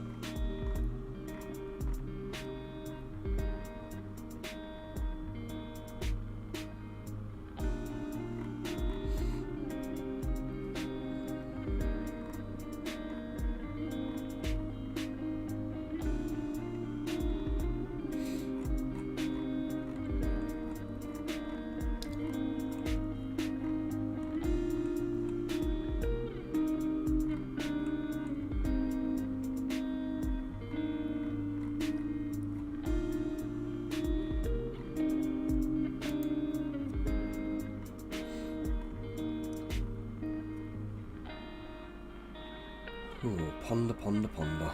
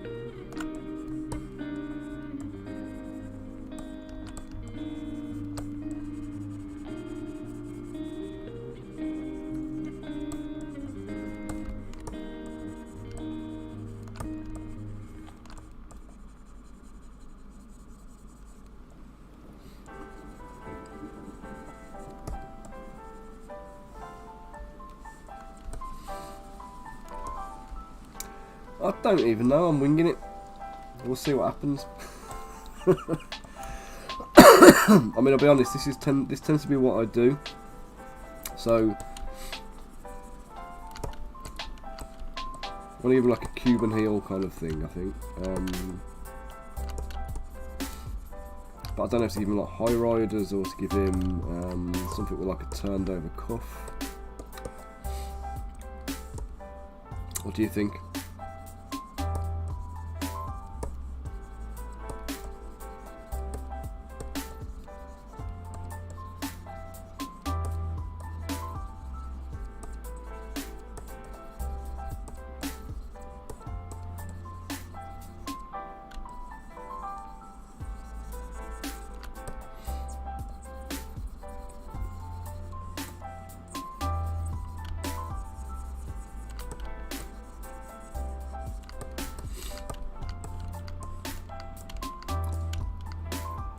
Well, I want him to be pretty kind of like regal.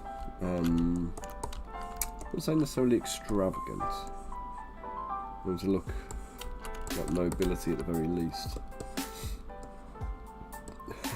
Curly shoes. Well, do you know, funny you say that, I might actually... Oops. I might actually just turn the toes up a touch.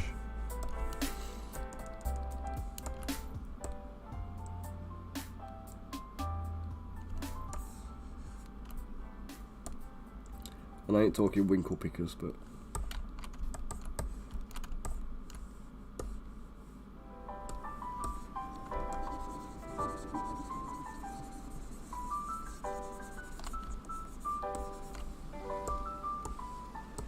Too festive.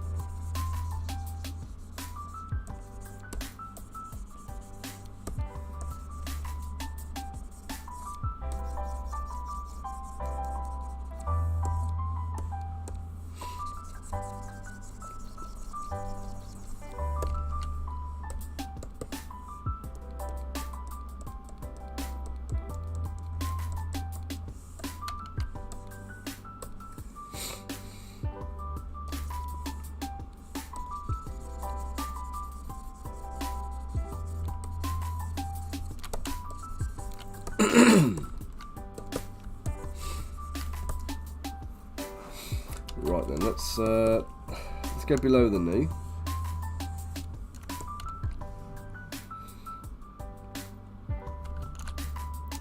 Let's do a quick save and then we'll do a quick extraction.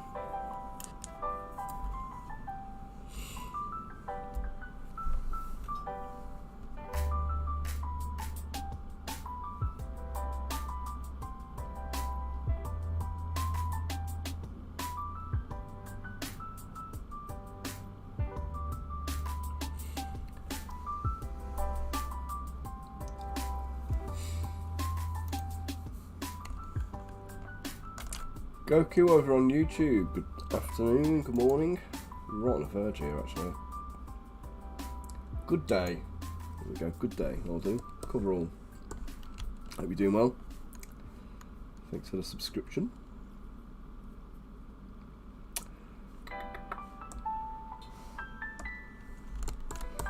There we go, extract the boots, let's delete the internal stuff because we don't want that.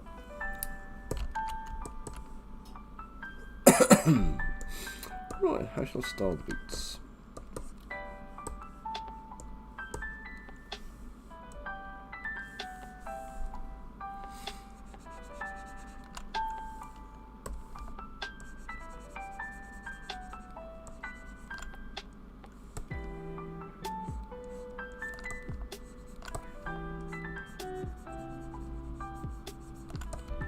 Oh, got an idea.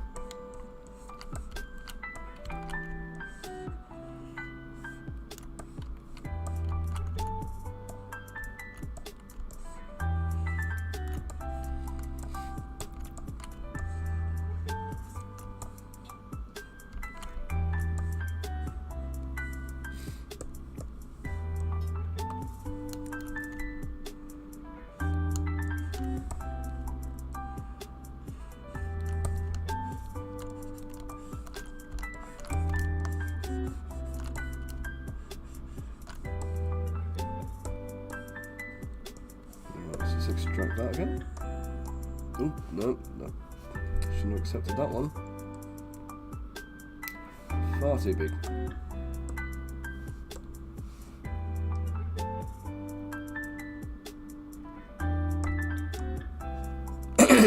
Extrude. Now we're doing extractions on these ones. The extrude is when we kind of pull it from the you pull it from the mesh. So if I extrude, let me show you. If I extrude, I've got this here. Extrusion is basically doing that. We're pulling the mesh out. What we're doing here is we mask off a shape and then we create an extraction, and it basically clones the mesh and it gives it thickness. So it kind of extrudes at the same time. It's an extrusion, but it's a separate thing.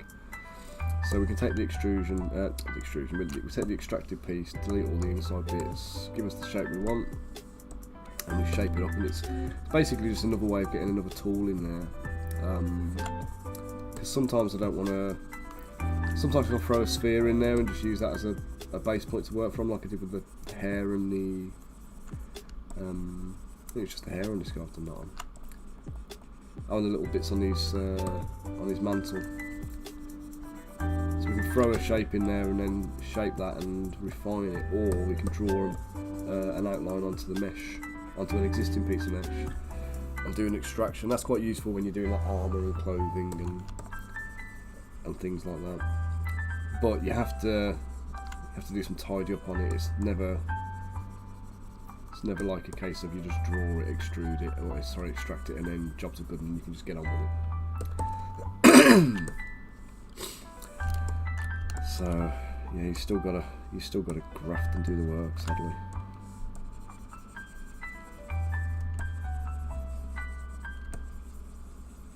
What happened there? Okay, so what I'm gonna do, I'm gonna take these, I'm gonna give it a bit of thickness around the ridge.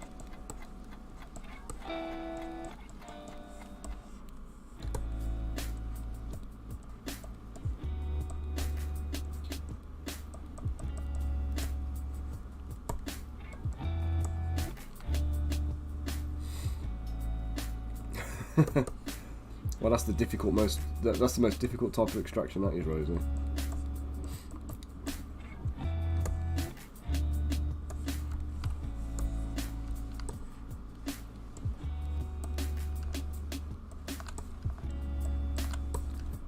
Bit more.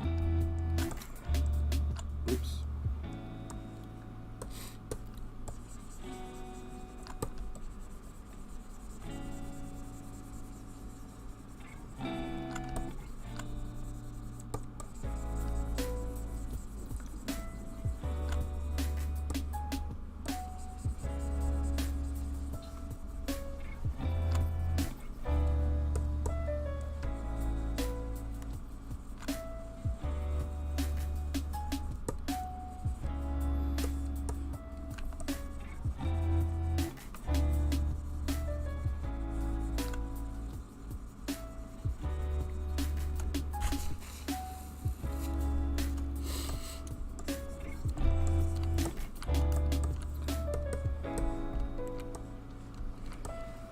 Right, so let's take some Dynamesh on this and divide it so it gives me a bit of additional resolution to work with.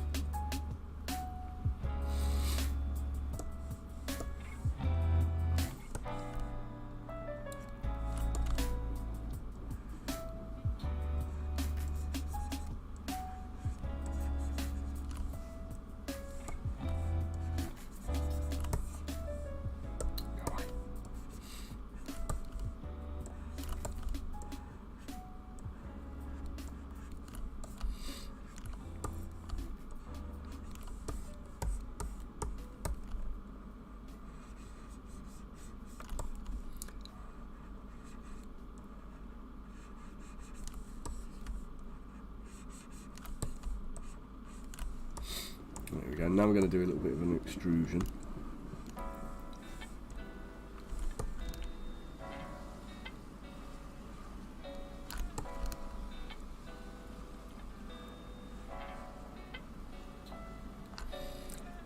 Here's a funny thought for you. So I'm using a consistent design here for shape language across this character. But in reality, who do you know who dresses in a full matching set of clothes from head to toe?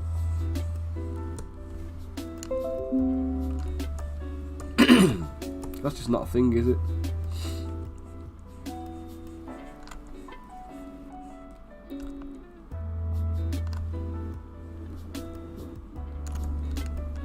I do often try and break up this kind of this feeling that everything belongs to a set of the Kardashians. Yeah, but you know what I mean. This is the thing that I suppose is the fantasy medieval equivalent of a Kardashian, isn't he? In terms of like the money and whatever. And eternal youth is gained through drinking the blood of the damned rather than, well, I was gonna say surgery, but who's to say in Hollywood these days, though?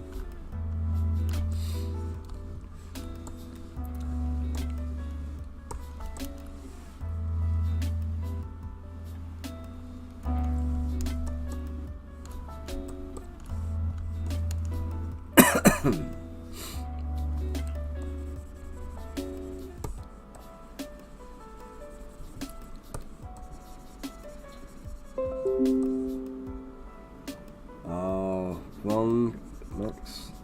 Thank you, gentlemen. They've now sent the translated cards over to me for Crystal Collapse. So things are progressing very nicely. The rule book is in its final stages of translation. So translation's already been done, it's a review, isn't it?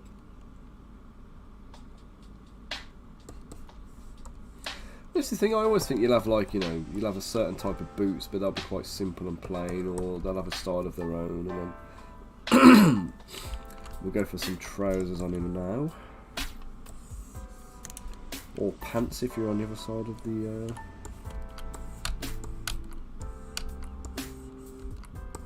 other side of the Atlantic. However, those of us in the UK, we all know that pants are your undercrackers.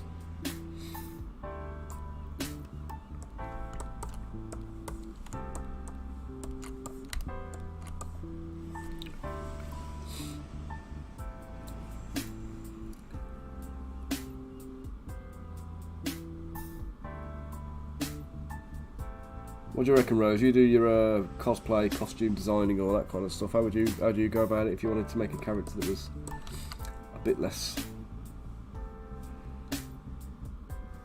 what do you call it now?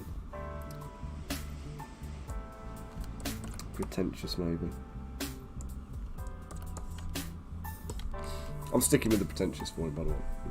It's going to be a thing for him. Get that little bit of detailing consistent throughout the costume.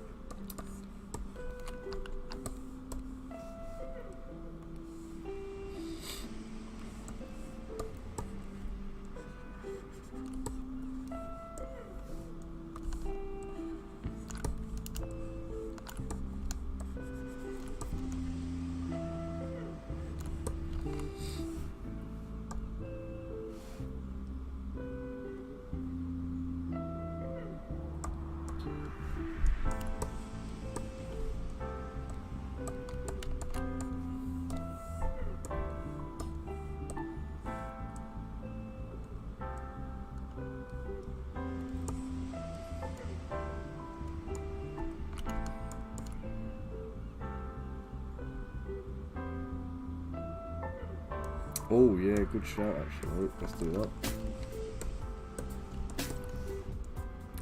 I'm all the way with you on that one.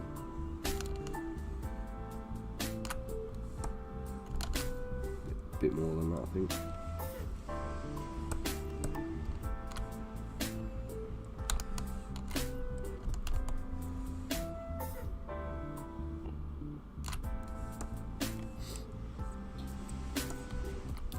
There we go.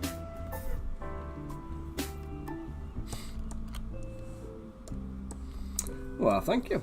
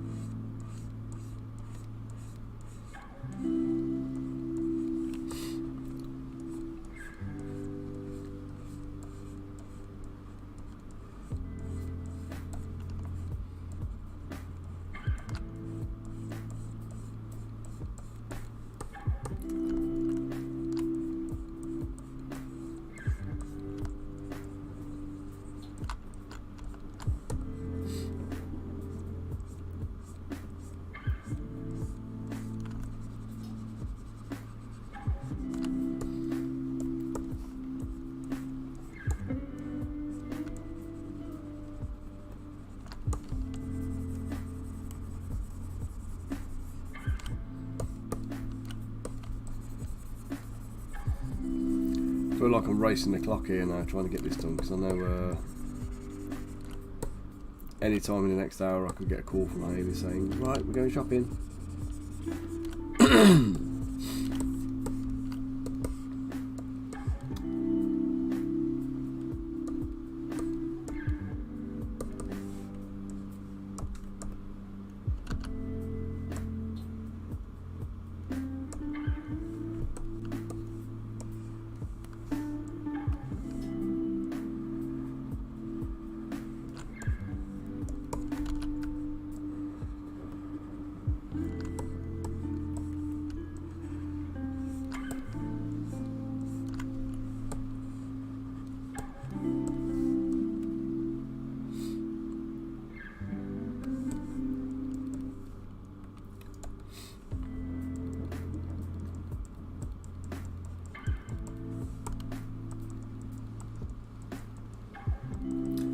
Simple trousers are reinforced knee. Yeah, I know exactly what you're talking about. But I'm putting a knee pad, like a knee armour on him. So we're going to see his knees. I might do a seam coming up from the top of the knee though, so it looks like there's a hint of that reinforcement.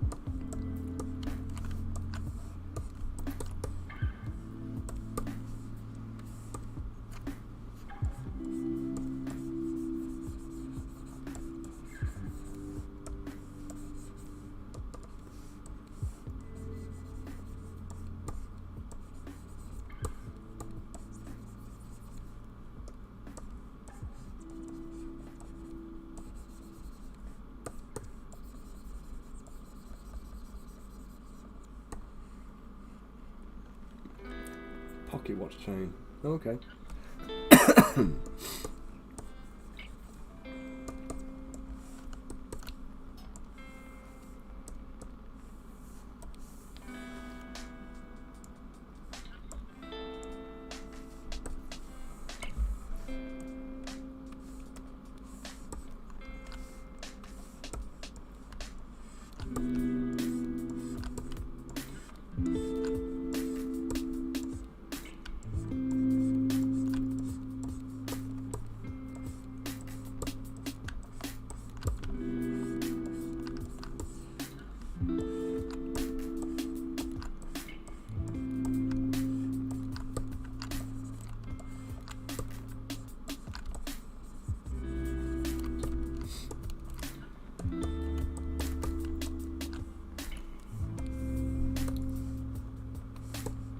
Move. There we go.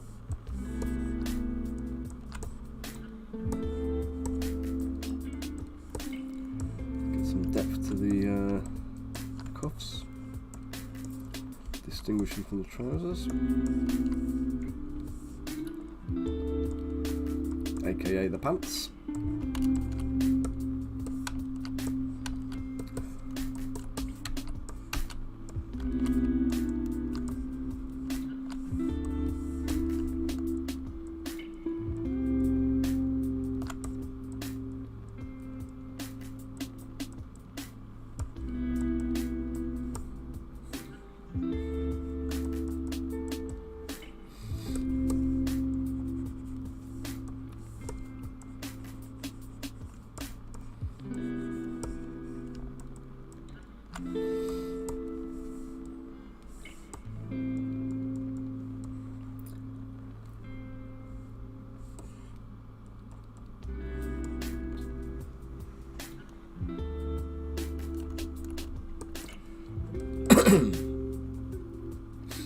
True, Rosie, true. To be honest, he's going to have a waistcoat on, but you're not going to see an awful lot of it, so I think the pocket watch might have to wait on this, guys.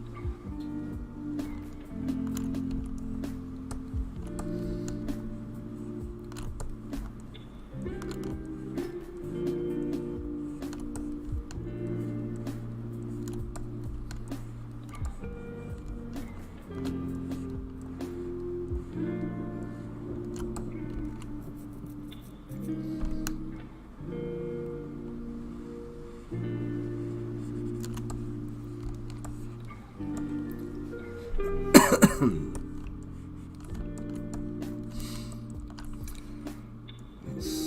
refine that a touch.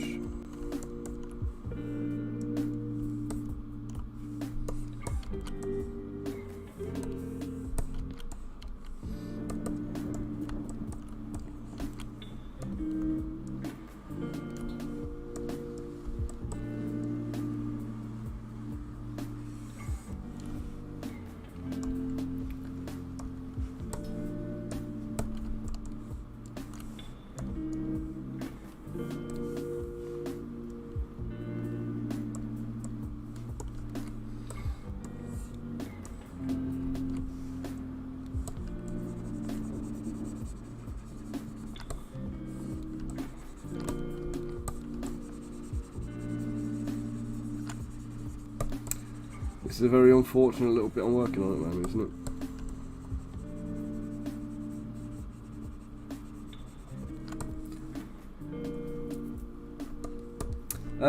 Well, basically he's fairly generic.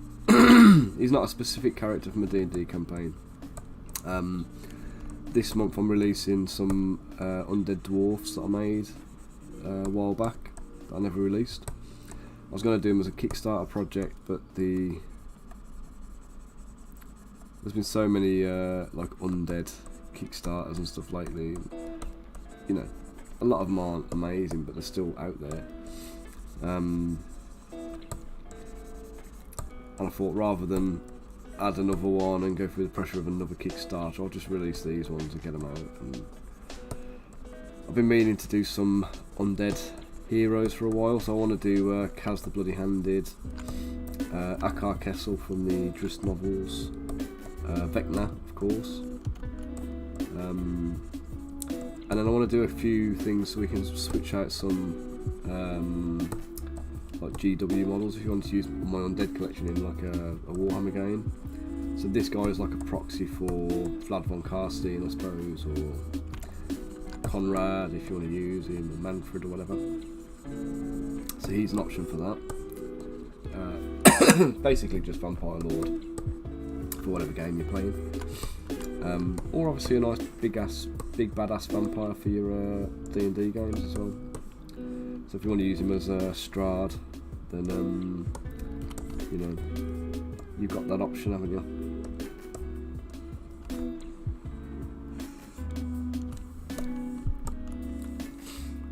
There we are.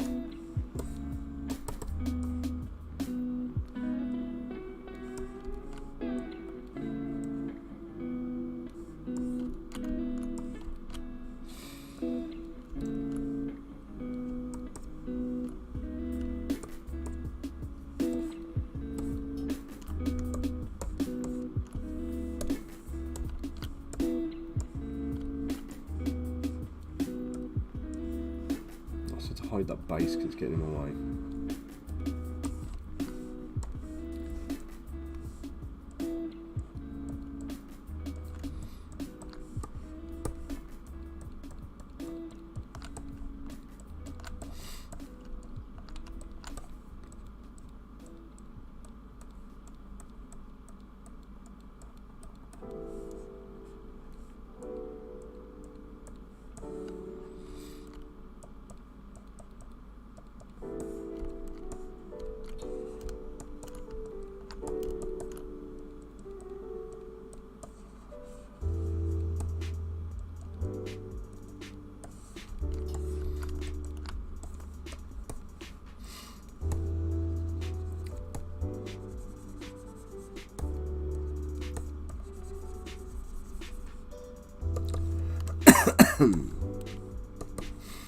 Let's just slice the bottom of the boots off.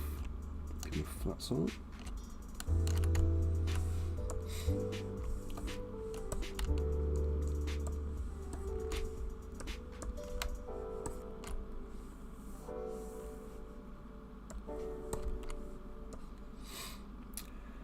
Okay, should have done something first then.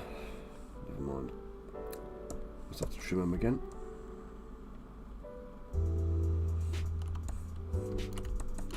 Actually, no, what I'll do is I'll just do that one. Oh no, one.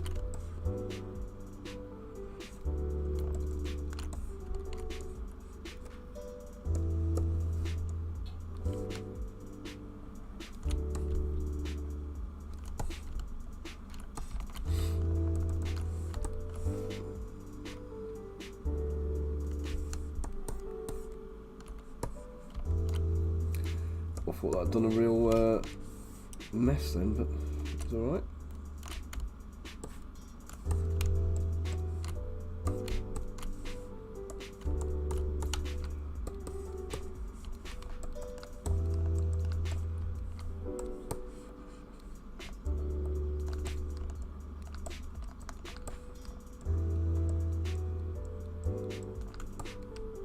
Oh, just remember what the game was I was looking for with Jacob earlier. It was Fable. I'm trying to find Fable for him. Actually, I wasn't even having this conversation with you guys on stream. I was talking to Max about it before we started. Dockmaster. What do you mean, mate? Like he's down at the docks kind of thing.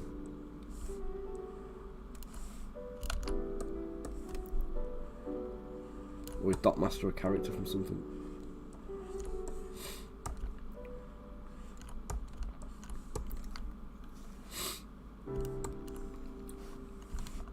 This is me being a pleb again.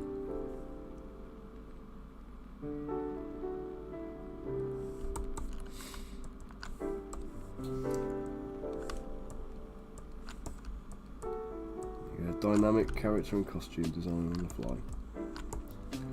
No concepts to work from, just running whatever's in my brain.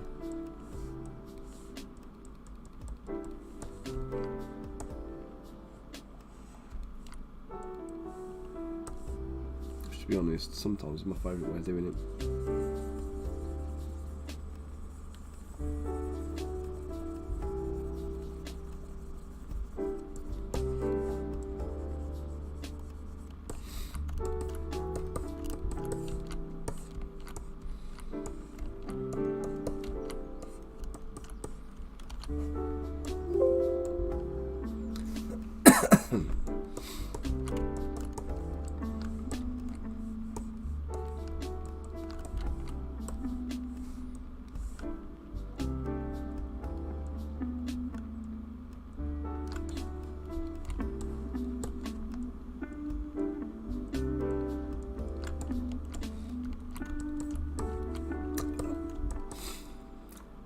Yeah. Loads of money and sketchy as hell. You seen that, oh, what was that Johnny Depp film where he was a vampire? That was all in the docks, wasn't it? In dockyards and boatyards and stuff. Quite enjoyed that one.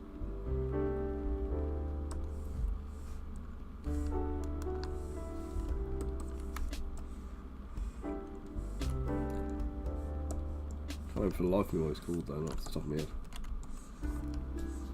Dark Shadows or something? Could be wrong.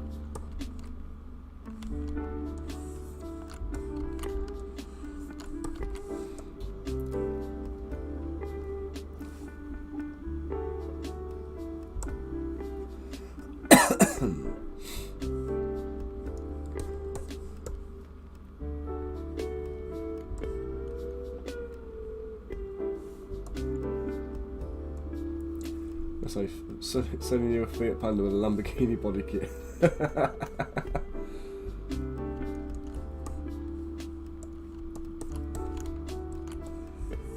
What was that one years ago my dad was telling me about, and he was suggesting I should get one. Oh, I can't even remember what the kit was called now. Began with a B, but it was basically like a DIY car. I was looking at buying a car ages ago and he's like, I'll do this instead. And for me it's too much work. I can't be doing with tinkering and whatever. But it was basically like building a like a nice sports car kind of thing, but out of a kit kind of thing. And I was like, nah, that sounds like too much could go wrong with it for me, you know what I mean? I just want easy motoring.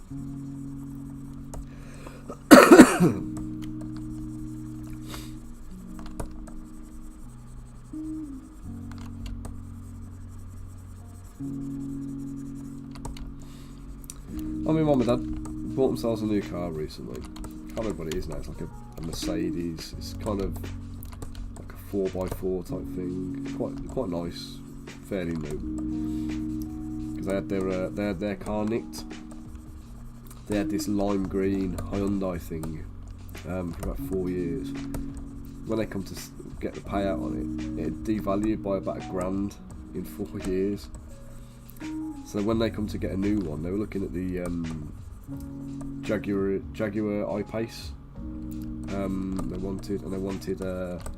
They also looked at the a Land Rover.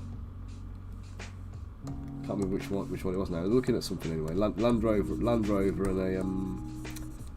a I-Pace for the two that I looked for. And then my uncle works for Carcraft, and he kind of found out what they were looking at and told them not to buy them. And apparently I don't know if you've seen this or heard it yourself, Rose, but they're not holding the value. People won't buy them because there's such high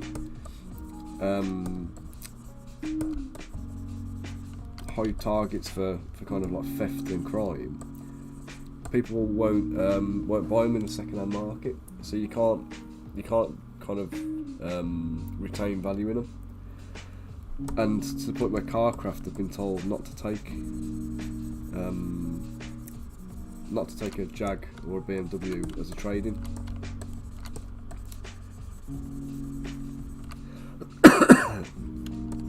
So they lose too much value on them.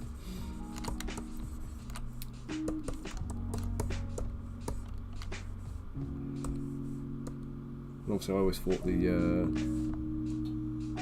premium cars would always sell well, you know what I mean? But clearly not the case at the moment.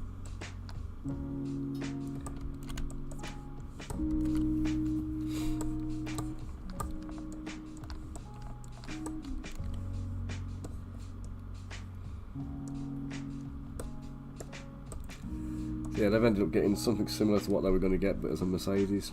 Apparently that's okay. But that car they had, there's only like 200 of them in the UK. Like, you'd think it would be a bit rare for anyone to want to just kind of nick, do you know what I mean? It's like, it's hardly solid, it's like bright bloody green.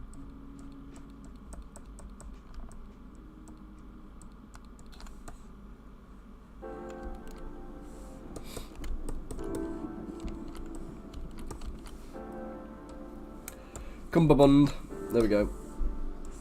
Good word.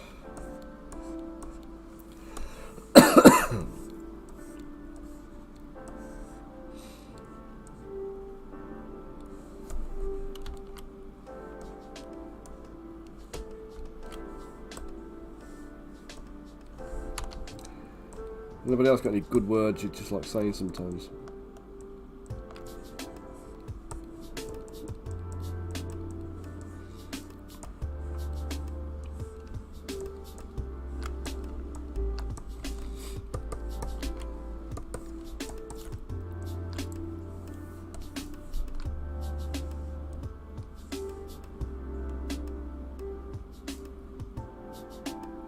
Well, no, that's the thing, isn't it? I'll tell you, there was a, I don't know if you've seen this kind of thing yourself working in the industry, mate, but there was a thing on Facebook last night that Hayley showed me, and just where we live in Solihull, there's a Halfords Auto Centre, and there was a video that had been posted of a BMW, I want to say it was a 5 Series, like a burgundy coloured 5 Series that had been, it basically spun off and smashed into a fence, into like a railing on a busy island in the middle of Solihull. Well, end of Shirley High Street really, I suppose, where we've got all like industrial estates and trading estates and stuff. And it had smashed into these railings and 3 of its wheels had detached. Like, so you can imagine the kind of speed and something that was going on. And somebody saw it on Facebook and was like, that's my husband Ian's car. It's supposed to be in Halfords having a service. So one of the and I don't know if it's standard practice now, but like one of the mechanics had taken it out for a spin after the service apparently, and apparently was driving very carefully. And I know they're rear wheel drive, but there's no way this was being driven carefully. It went through a metal railing and lost 3 wheels, you know what I mean? That's not no amount of driving carefully on a 30-mile-an-hour road is going to do that to your car, is it? In reality. So I think Halfords are in for a bit of a reputation slam near us.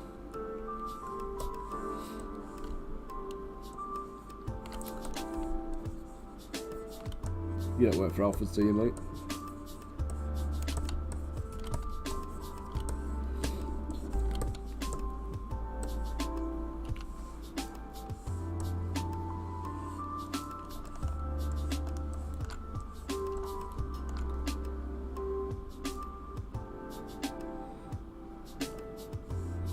But the thing is, it was only the back right wheel, the driver's side rear wheel was the only wheel that was still attached. The two front ones had come off and the back one had come off, back passenger side. And they weren't even anywhere in sight. I don't know how far they must have gone away. Do you know what I mean? They vanished into the distance. Them things did. But it was on a massive island as well, so I reckon he was donutting the island or something like that. Because I can't imagine any other way you could have ended up doing that. Unless the car had a serious, like, major defect. Do you know what I mean? There'd have to be a huge, like a, I don't know, brake failure, or I don't even know what could cause it, to be honest with you. I feel like it'd have to be significant, you know what I mean?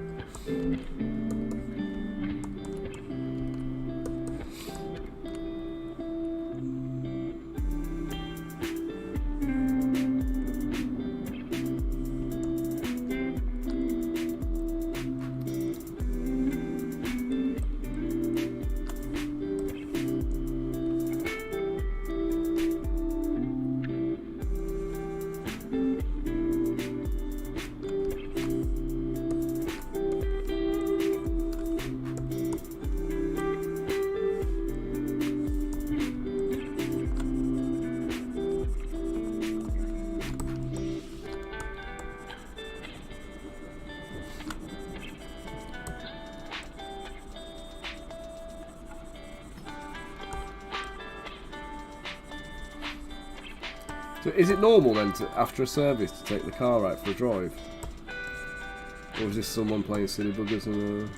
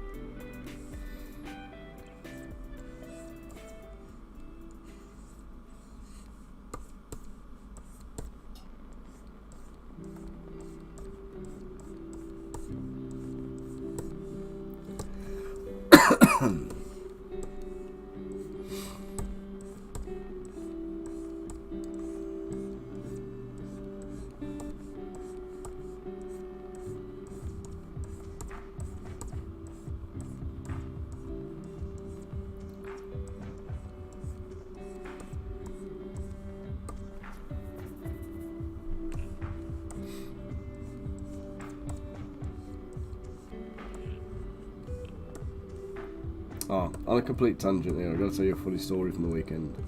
So I had to go and take Willow to a birthday party for a friend.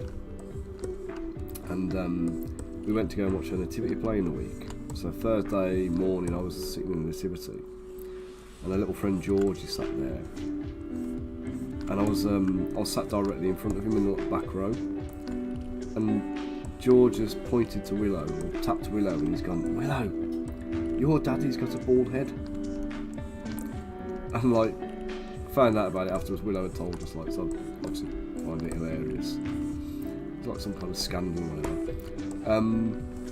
And then we go to the party on Saturday. And I'm talking to George's dad as we're walking back to the car, and he laughed. He says, "You know," he said, "I've got to tell you," he said, "when George got out of the car and he saw you, he pointed at you, and he said, Daddy, that's Willow's dad. He's got a bald head because he drove down the motorway with the windows open and all his hair blew off." George's dad was pissing himself laughing at this, thinking it was hilarious. And he's like, I've got to tell you. And I was laughing. He said, I don't know if George has come up with this or if Willow's told him that or whatever else. I went, yeah, Willow's told him. There's a couple of times now we've been driving down the motorway and Willow's wanted to wind the windows down. And I told her the reason I haven't got any hair now is because I drove with the windows down, driving too fast, and all my hair blew off in the car. So like, Willow obviously believes that, and she's told George like it's gospel truth, do you know what I mean? And he's like, you know, deadly believing this, and I'm like, yeah, do you know what, just roll with it. That's exactly what happened. I love little kids, don't you?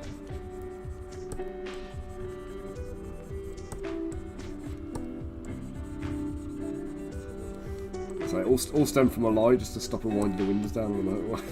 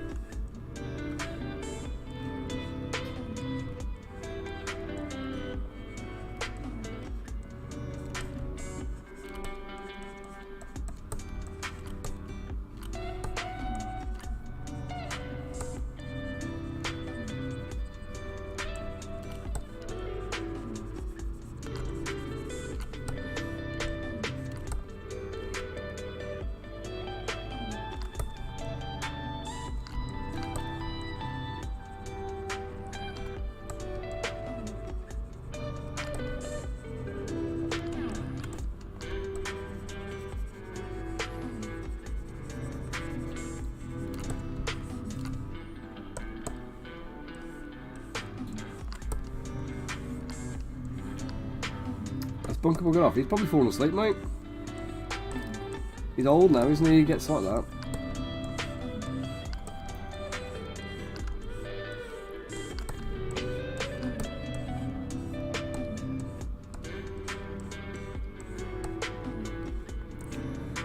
I mean, it's past 12 o'clock, so he might have gone for a bit of lunch. Or he might have had his lunch and then had a little nap.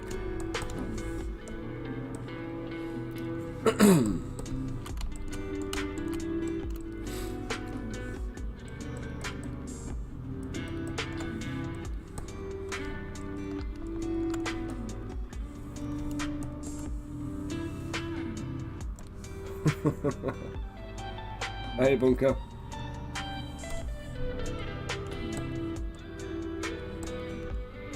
You're still with us then?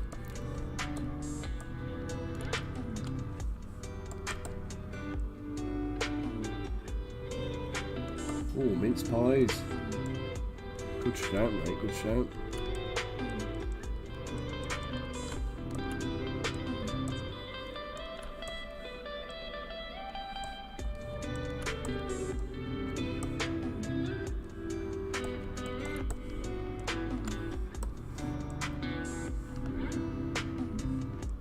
Oh, your fridge.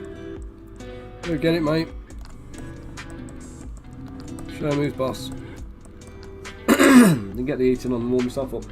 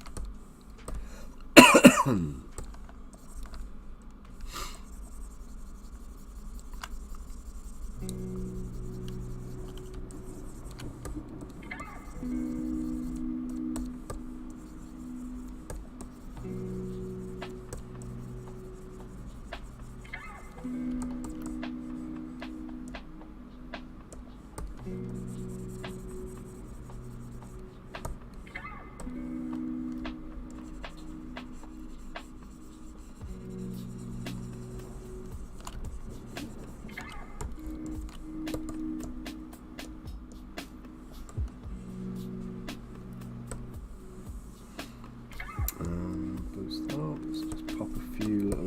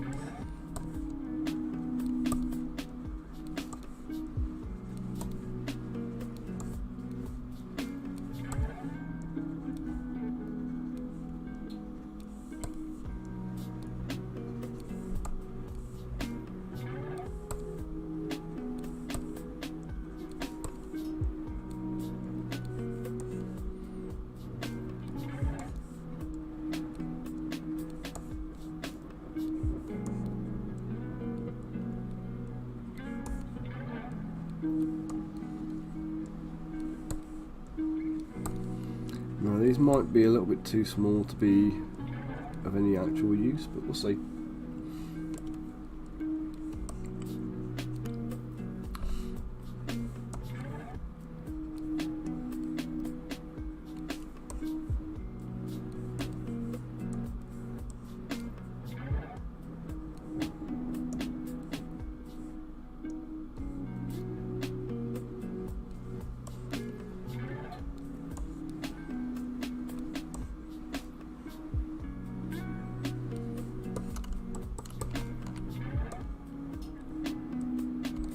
I'm almost certain they're going to be too small, but let's best case scenario, or worst case scenario, is a tiny bit of texture at the end, isn't it?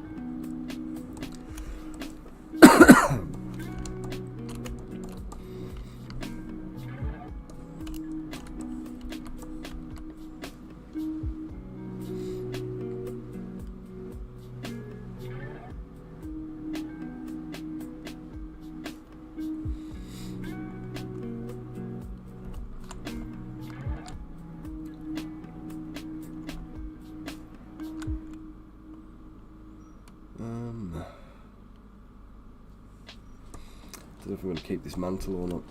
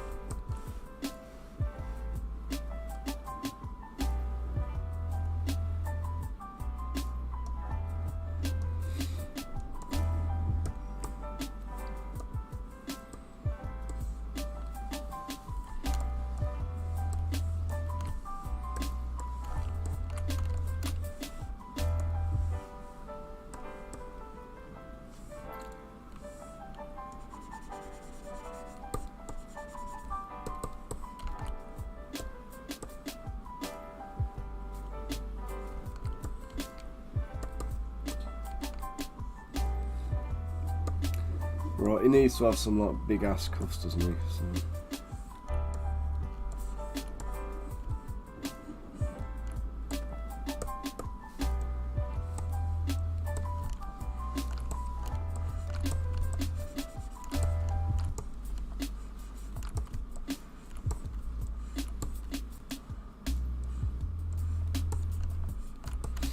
And they've got to have that little design in the corner, haven't they? That little peaky bit I've just drawn.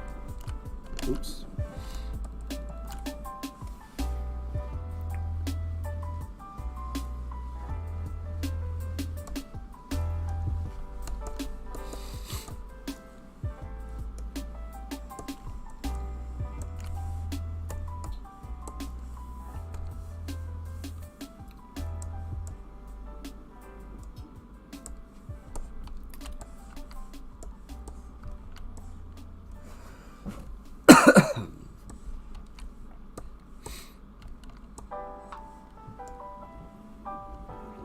Oh, guys, here's the phone call I've been waiting for. It's just my wife. Let me put you on microphone a sec.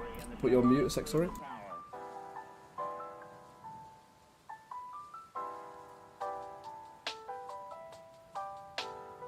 Every core computers now have primary control of critical vehicle functions.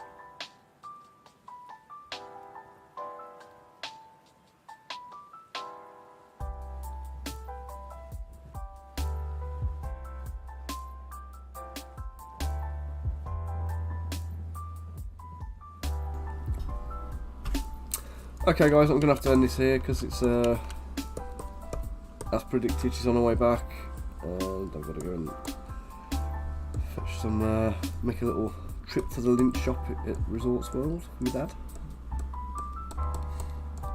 Gonna get a few little Christmas presents in, and then be back for the kids. So, I've been early finished than usual for me today.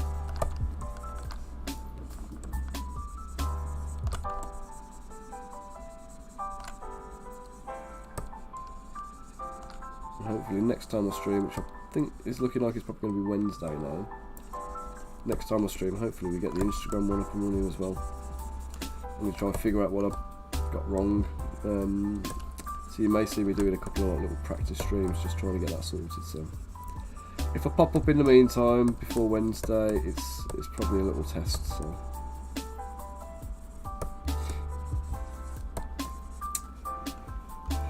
Okay then guys, so let's leave him there for now.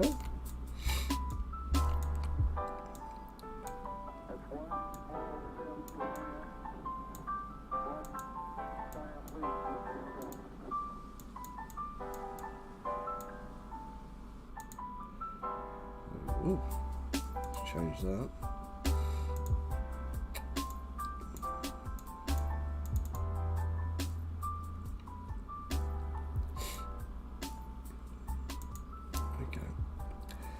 guys, there he is. That's as far as we've got with him today. We'll be doing some more over the next couple of days, so I may end up finishing him not on stream. So let's just call him Dracula.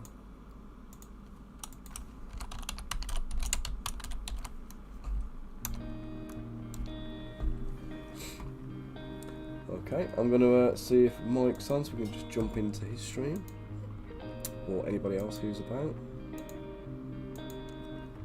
So thank you all for joining me today. Oh, Mike is on. Let's go raid into him. Let's go and see Mike, and I'll be back. I'll be back with you Wednesday. Thank you, Foxtrot. I shall be back to you Wednesday to do some more undead goodness. So more vampires, liches, all that kind of stuff. Oh. Right. So again, thank you all. Thank you all for joining me. Take it easy, Foxtrot. Enjoy your game. Rosie, when you're back, I'll catch you later, mate. Bunker, adios. Thanks for the chat, mate. Enjoy your mince pies. I'm going to go get one myself before we go out. And yeah, we are going to raid out right. Ah, Mike's raiding out as well now.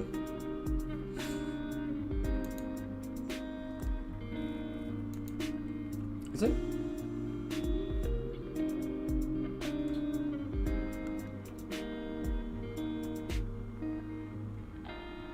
What's going on? I've never seen that before.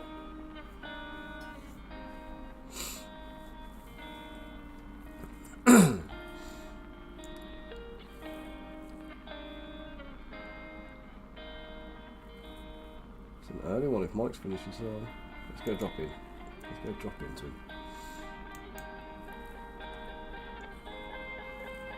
Well guys, we'll see you later.